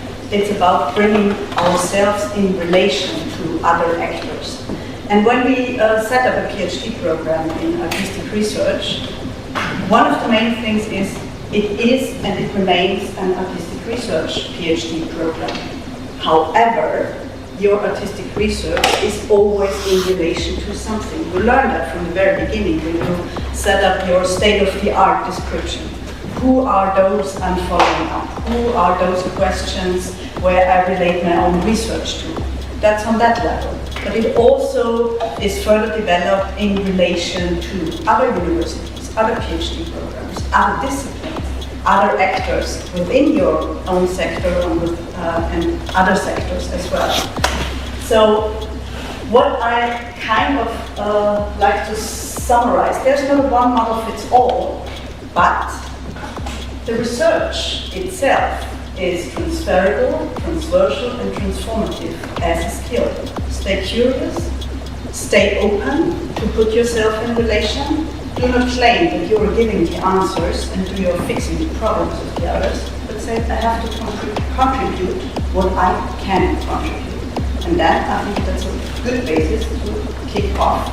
Working together, as has been mentioned by many of you, finding a language of talking to each other and relate yourself and your results and your questions to us as well.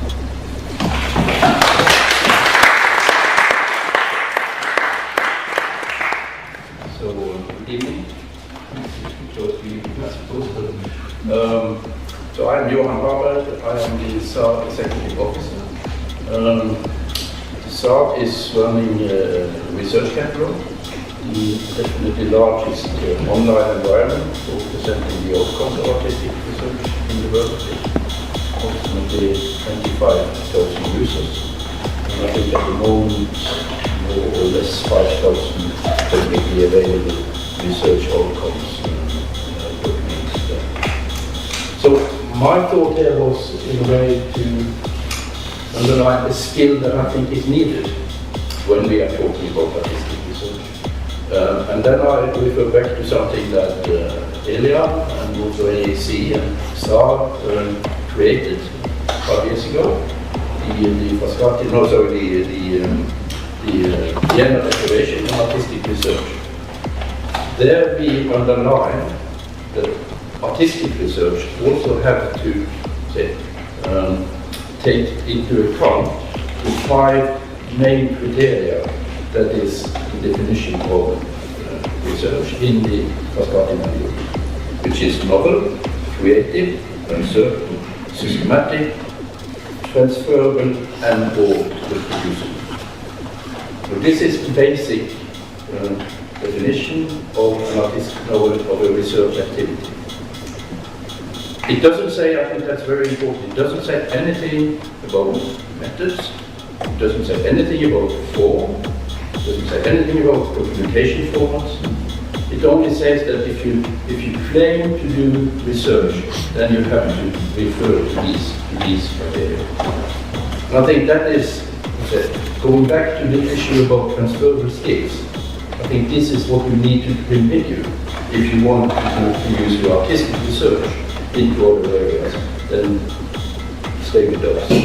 Thank you.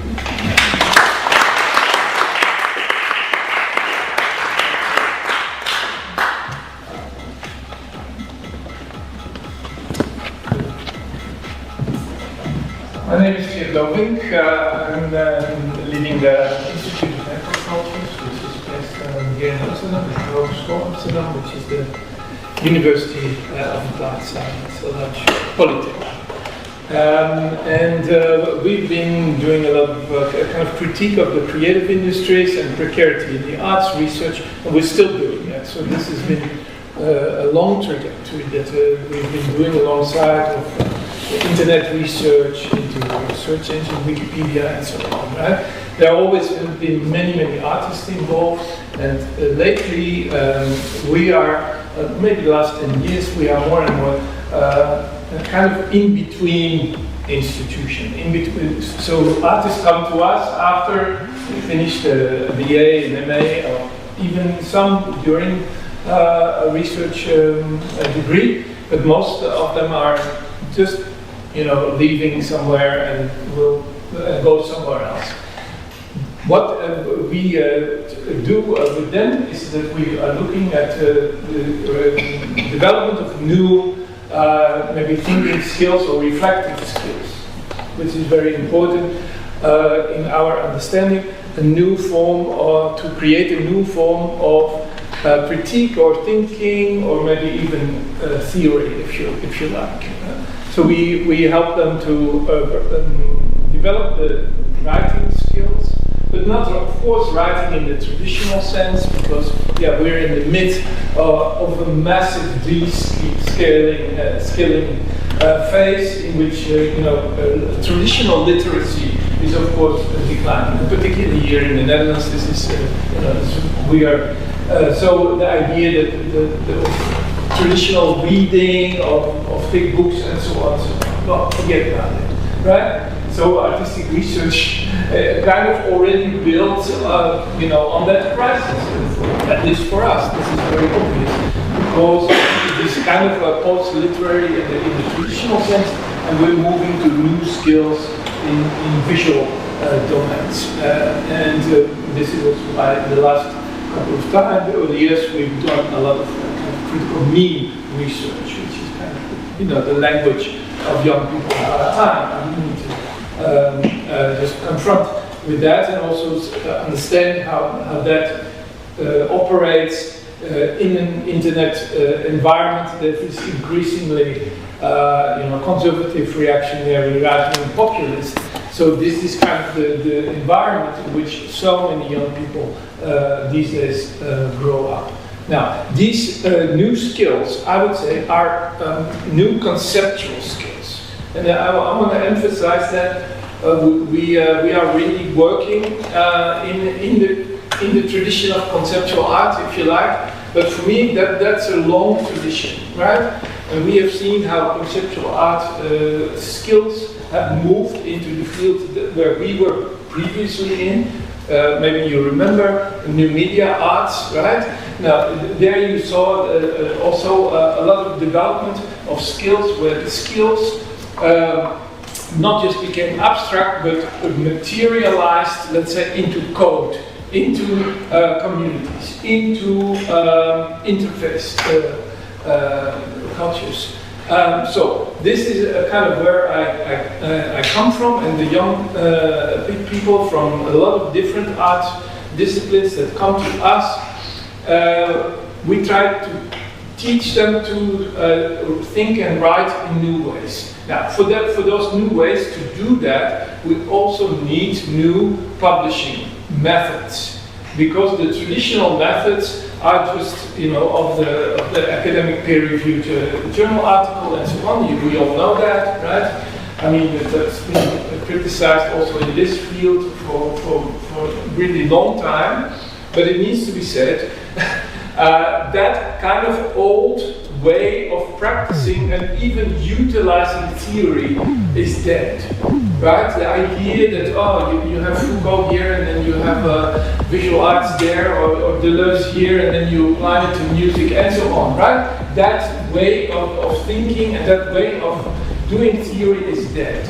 So now we have to understand and look more carefully at the world of young people, how they come into being and how they, using the skills and environments that they grow up in, how we can assist them developing new critical modes of thinking, but also ways of understanding it on their own terms. And so we are doing that. They stay often, sometimes half a year, or sometimes they stay for a long time. We're more and more creating kind of a new network lately of people who have developed these skills, and then combine that with the new publishing tools. And we do that also with UKRAiNATV. We do that now also live in the form of streaming. Video as publishing is becoming a really important tool. What in the past maybe was called a visual essay or something like that, or so these kind of skills are very, very necessary. But we're very confident that the critical thinking, especially of this young generation, is very high. So we're very, very lucky with the young generation that is now with us, because they question a lot these days. And so it is really also, I have to say, a privilege to work with them.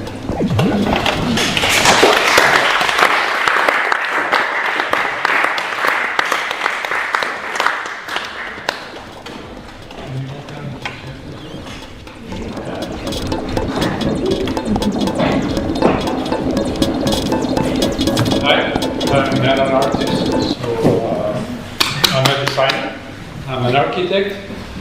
I went through a PhD, so I know what we've been talking about. I know what research actually means for people who are coming from the creative, and how you have to change your mindset into a research entity.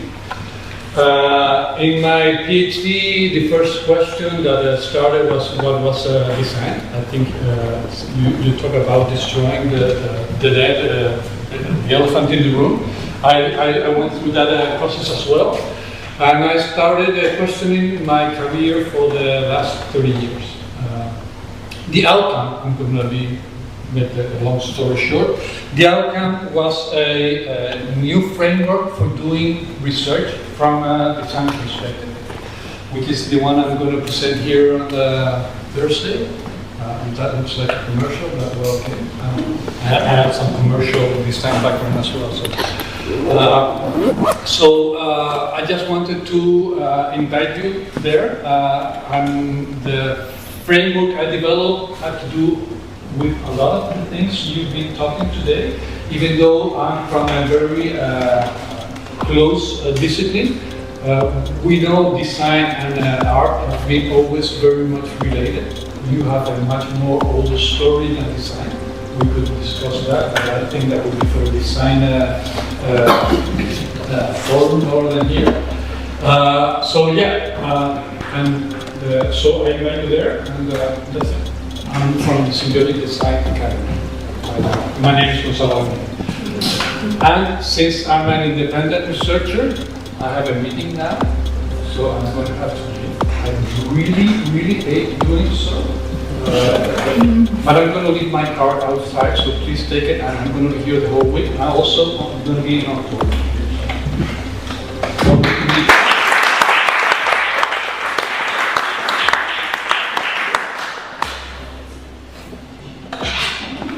I'll just add a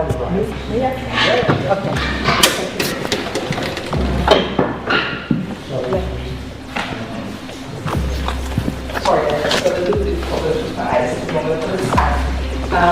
My name is Bernd, and I'm from the University of Applied Arts in Vienna. And I think it's really interesting to discuss about the transferable skills. We she's a designer and an artist, so we are engaged in artistic research. And actually in our project, what we are very honored to present tomorrow, we will present also some things where we believe that we managed from our basic research, what is artistic research actually, that you can apply for applied research. So we have, let's say, at least 3 ideas we could add on that creative industries could pick and continue further, or also take the ideas further. And I think this is also a possibility in how artistic research can engage in transferable skills. So we can pass on ideas and translate things for other disciplines or anything else. Just to add, thank you.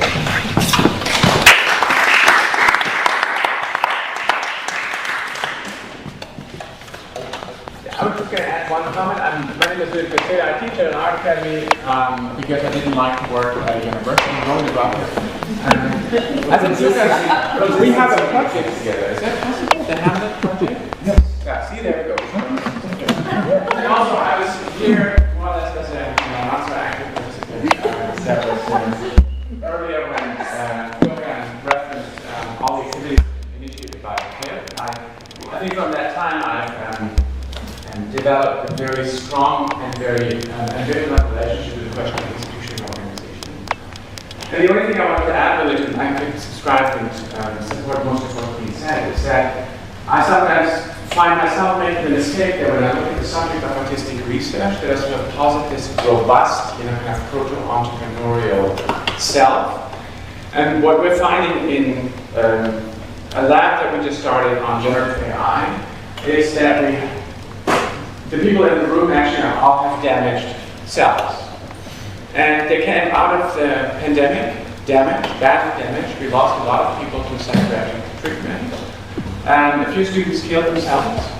And so when I look at the art academic research context, I hesitate to kind of overload the situation with the general assumptions that come with innovation, cross-sectoral, co-creation of value and all of this vocabulary, which I like and I would like to help develop also. Also in the sense that some of you have mentioned that we keep in mind our role as educators in acting on these multiple layers. Of course, the individual relationship to students or student groups, the relationship to the organization, and then the relationship to the ecosystem. I was part of the team that, now is part of the team of the EIT Połączeń Creativity. And so there was a policy conversation about how we can help create some of the material conditions of possibility for this kind of research. In the European Innovation System, for instance, deep tech, a lot of what was called high tech previous commission. We'll have to wait a week to see what the new commission will call it, but let's stick to deep for now. Which I actually like because it means it's down there, you know, it's foundational technology, general purpose technology. And that's with manufacturing in the European innovation system, and I think it belongs to culture and creativity, at least in part. So there are things and levels of our own agency as educators and co-researchers and advisors of a holistic research project that don't have to do with the individual artist, but that have to do with the material, the institutional conditions of possibility for this kind of work. And I really think that Europe is going through some difficult times right now. But if you think of something like populism, and I'll close then, as, let's say, a politics of intuition. You know, it's not systemic, it's not predictable, it's much more like a politics of sensibilities. And if we now say that maybe it's not so much skills that we get out of artistic research, but kind of robust sensibilities about where conflict arises in the so-called societal challenges that we have to write up for every grant proposal, that we're onto something bigger than just what's happening inside our art institutions.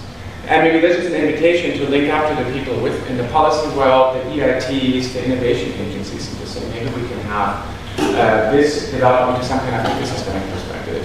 Because nobody else is doing it. Which also means that nobody's complaining if we do it. Time and time again, we've noticed this, that we start intervening in what's really a big empty room or a niche. And worst case scenario is people don't care.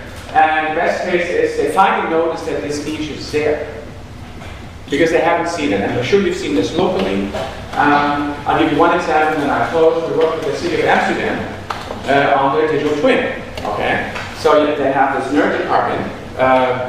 You would expect IT people to get really excited about this stuff. And then they did a workshop with Kate Rainworth, like the donut economy woman, on resilience. And so Amsterdam has a donut kind of agenda. These two teams have never met and they never will.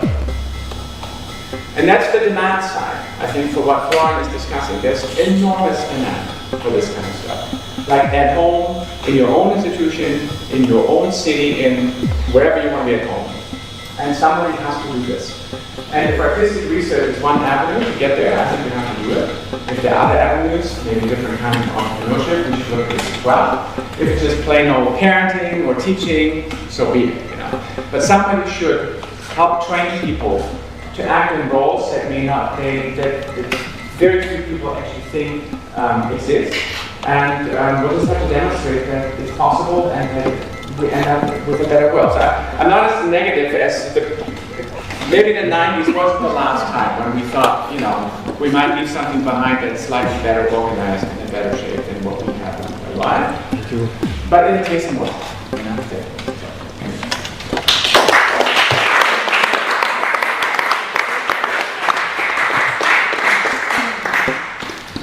Thank you. Let's talk about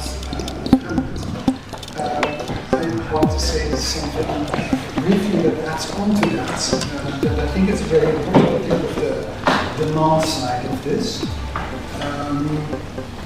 In the Netherlands, there's an ethics project called ESDIT, Ethics of Social and Disruptive Technologies, which has an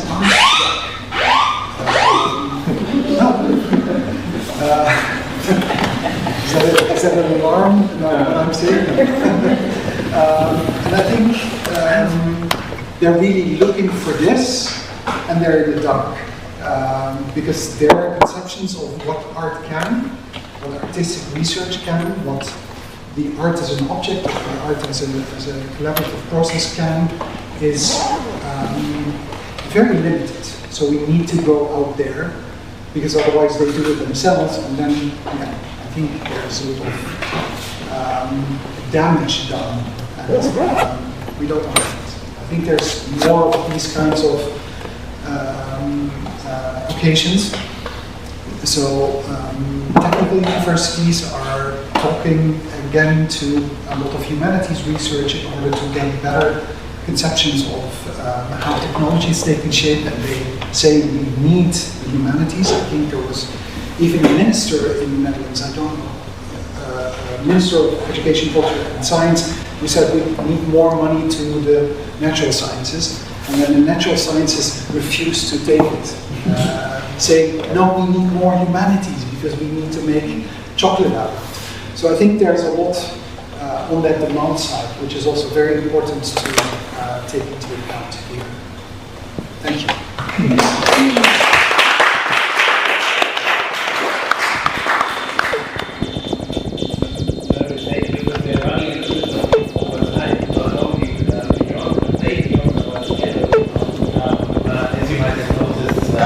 It seems like we have to postpone the second part of this program. I'm happy to invite you again. To another occasion, where we then discuss about the more specific lines of trajectories. But I think this was quite wonderful to have all these kind of hard cuts or arbitrary edited schedule of different statements. I want to thank you very much for the contributions and for your participation in this experiment. And I feel very encouraged to follow up on this discussion. Maybe more structure based then, yeah. But I think it was a fabulous starting point. So thanks a lot, everyone.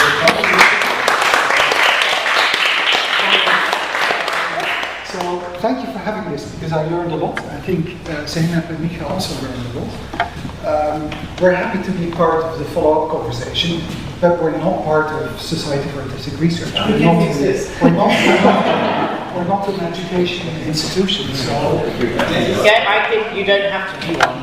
Yeah, okay, I didn't know, but that's also... We were the first one, you can be the second. Okay, good. We're happy to become part. And I have to say that Michelle Terran here has been an artist in residence here. Yes. At a long time ago. Yes. Before I was working here, you worked also as an artistic residency at And we worked together in contact. Yeah. Yes. Thank you. There's drinks. So I guess this is it. Don't go away and thank you. Let's get I didn't want to sound pessimistic. It was more like a moment of new beginning. As for me personally, maybe I too late start some. And let's join us. Mary, how are you? Good, It was good. inspiring session. Very about inspiring. How to find money in a new way and in a responsible way, and it's a more difficult way. Yeah, and I think also about thinking how we organize differently, no? And then how do you finance these new practices that we want to do, no? It's like a new level of skills that we need to learn as artists, producers. Yes. I'm still checking, but I think it's working. Yeah. Ksenia, so we are live. Yeah? And you are a journalist. What about the tell?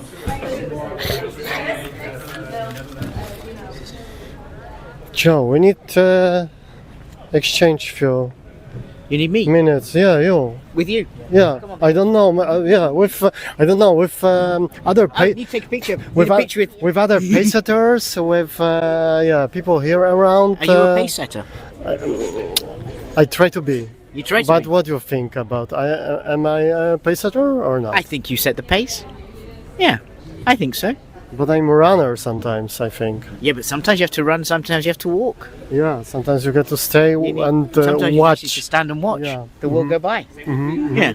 And how you find yourself here in Amsterdam in this event? Well, I got lost several times trying to find things, but that's normal. But it's the best moment, I think. The most to get lost important is very important. Yeah. Because you find things you didn't know were there. Mm-hmm. Yeah. No, it's good. It's good to. This was a really interesting conversation in terms of thinking about exactly how we can start to organize things in different ways, how we understand how we can kind of find resources, particularly capital resources, to give an impulse to new ways of approaching, collective forms of entrepreneurship, and how that can kind of help transform our economic system, which is kind of fundamentally important right now, to move away from one way and find another way. But do you think is it possible for artists to collect that new skills, or it's like a big challenge? I think it's more for you as a director of the museum. It's basic. For me, it makes sense, because I think that if we need to change what we understand by art. I think we need to change, we need to want. Yeah, exactly. But first we have to have the desire for change, and the recognition, and a little bit of madness to want to enter into the mess of what it means to not know, but just know that we need to change something. Yeah. But I think, fundamentally, if you think about creativity as a human capability, the capacity to imagine, to question, to frame, to rethink, to be critical, those are the most important skills that we need. Yeah, that's art produced, colonized, and distributed for the last 100 years, even more. But I think now, not that way. Not that way. Not that way. But that's the thing. That's what I want to say and ask you. Yeah, because probably this is why artists are lost now, because this is what we did for that. We had to do for that long period. Doesn't work anymore, and now it's extremely different skills now are it's a big needed. Question. What do we do? What do we do? How do we do it? I think we understand why, but how do we get there? With who? How? How do we relate to each other? How do we relate to our context? I think fundamentally it's about developing the skills to be able to relate. Yes. To ourselves, to others, to the world around us, to the things that we do, the aims that we have, all of those things. But to relate, it's a soft term, but it's also about organization, self-organization, or organization of the society. And sometimes when we are talking here about green transitions, and that's all very important and responsible things from European perspectives, they are taken as a kind of a human responsibility, like in the humanistic tradition. But for example, in China is a very big different revolution, and it's big green revolution organized from top up, down. Top to down. What do you think about this kind of competition and challenge? How to be still? I don't know, in the game. Well, there is top-down things that happen here, whether it's from corporate structures or government structures. But I think, China's a very different thing. It's a command economy.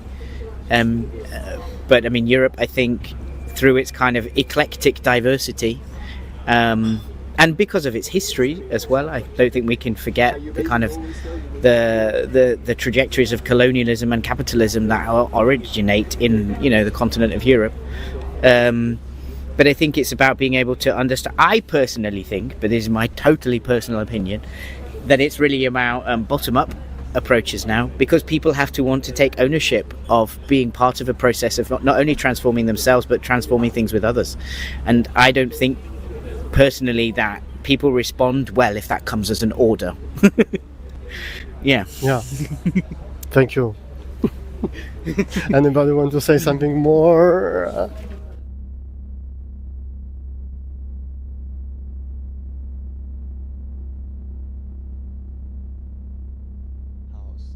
Суєта.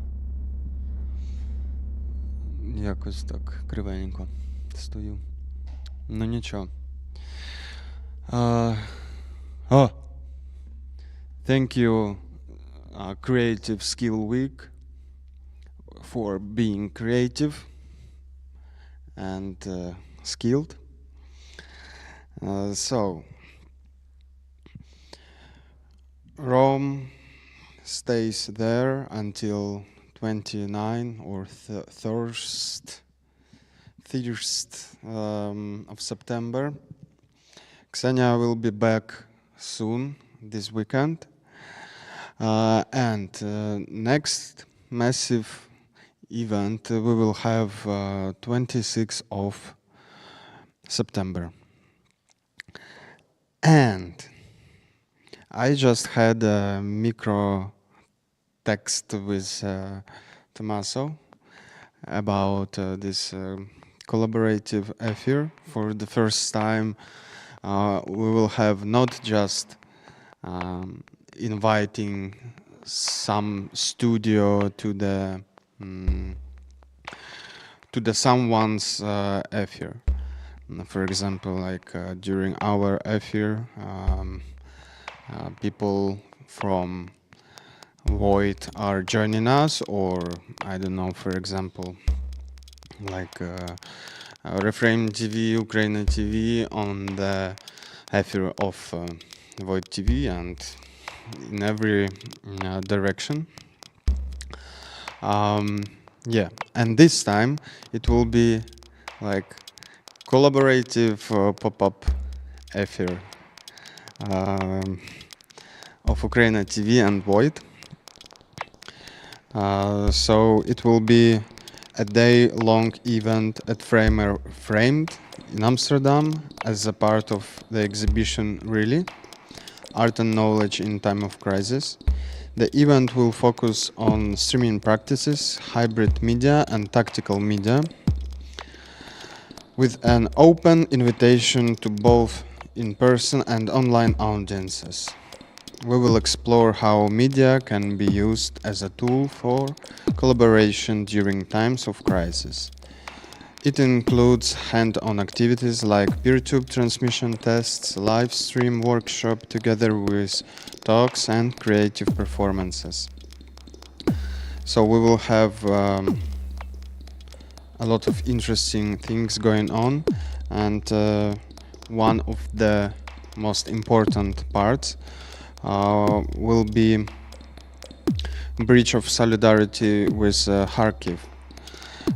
So it will be really important moment, and also that's why probably we will start earlier than usually we do.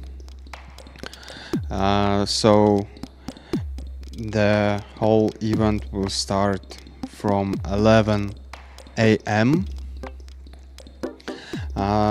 Beginning with introducing StreamArt network, around 2 hours, then streaming in the Fediverse.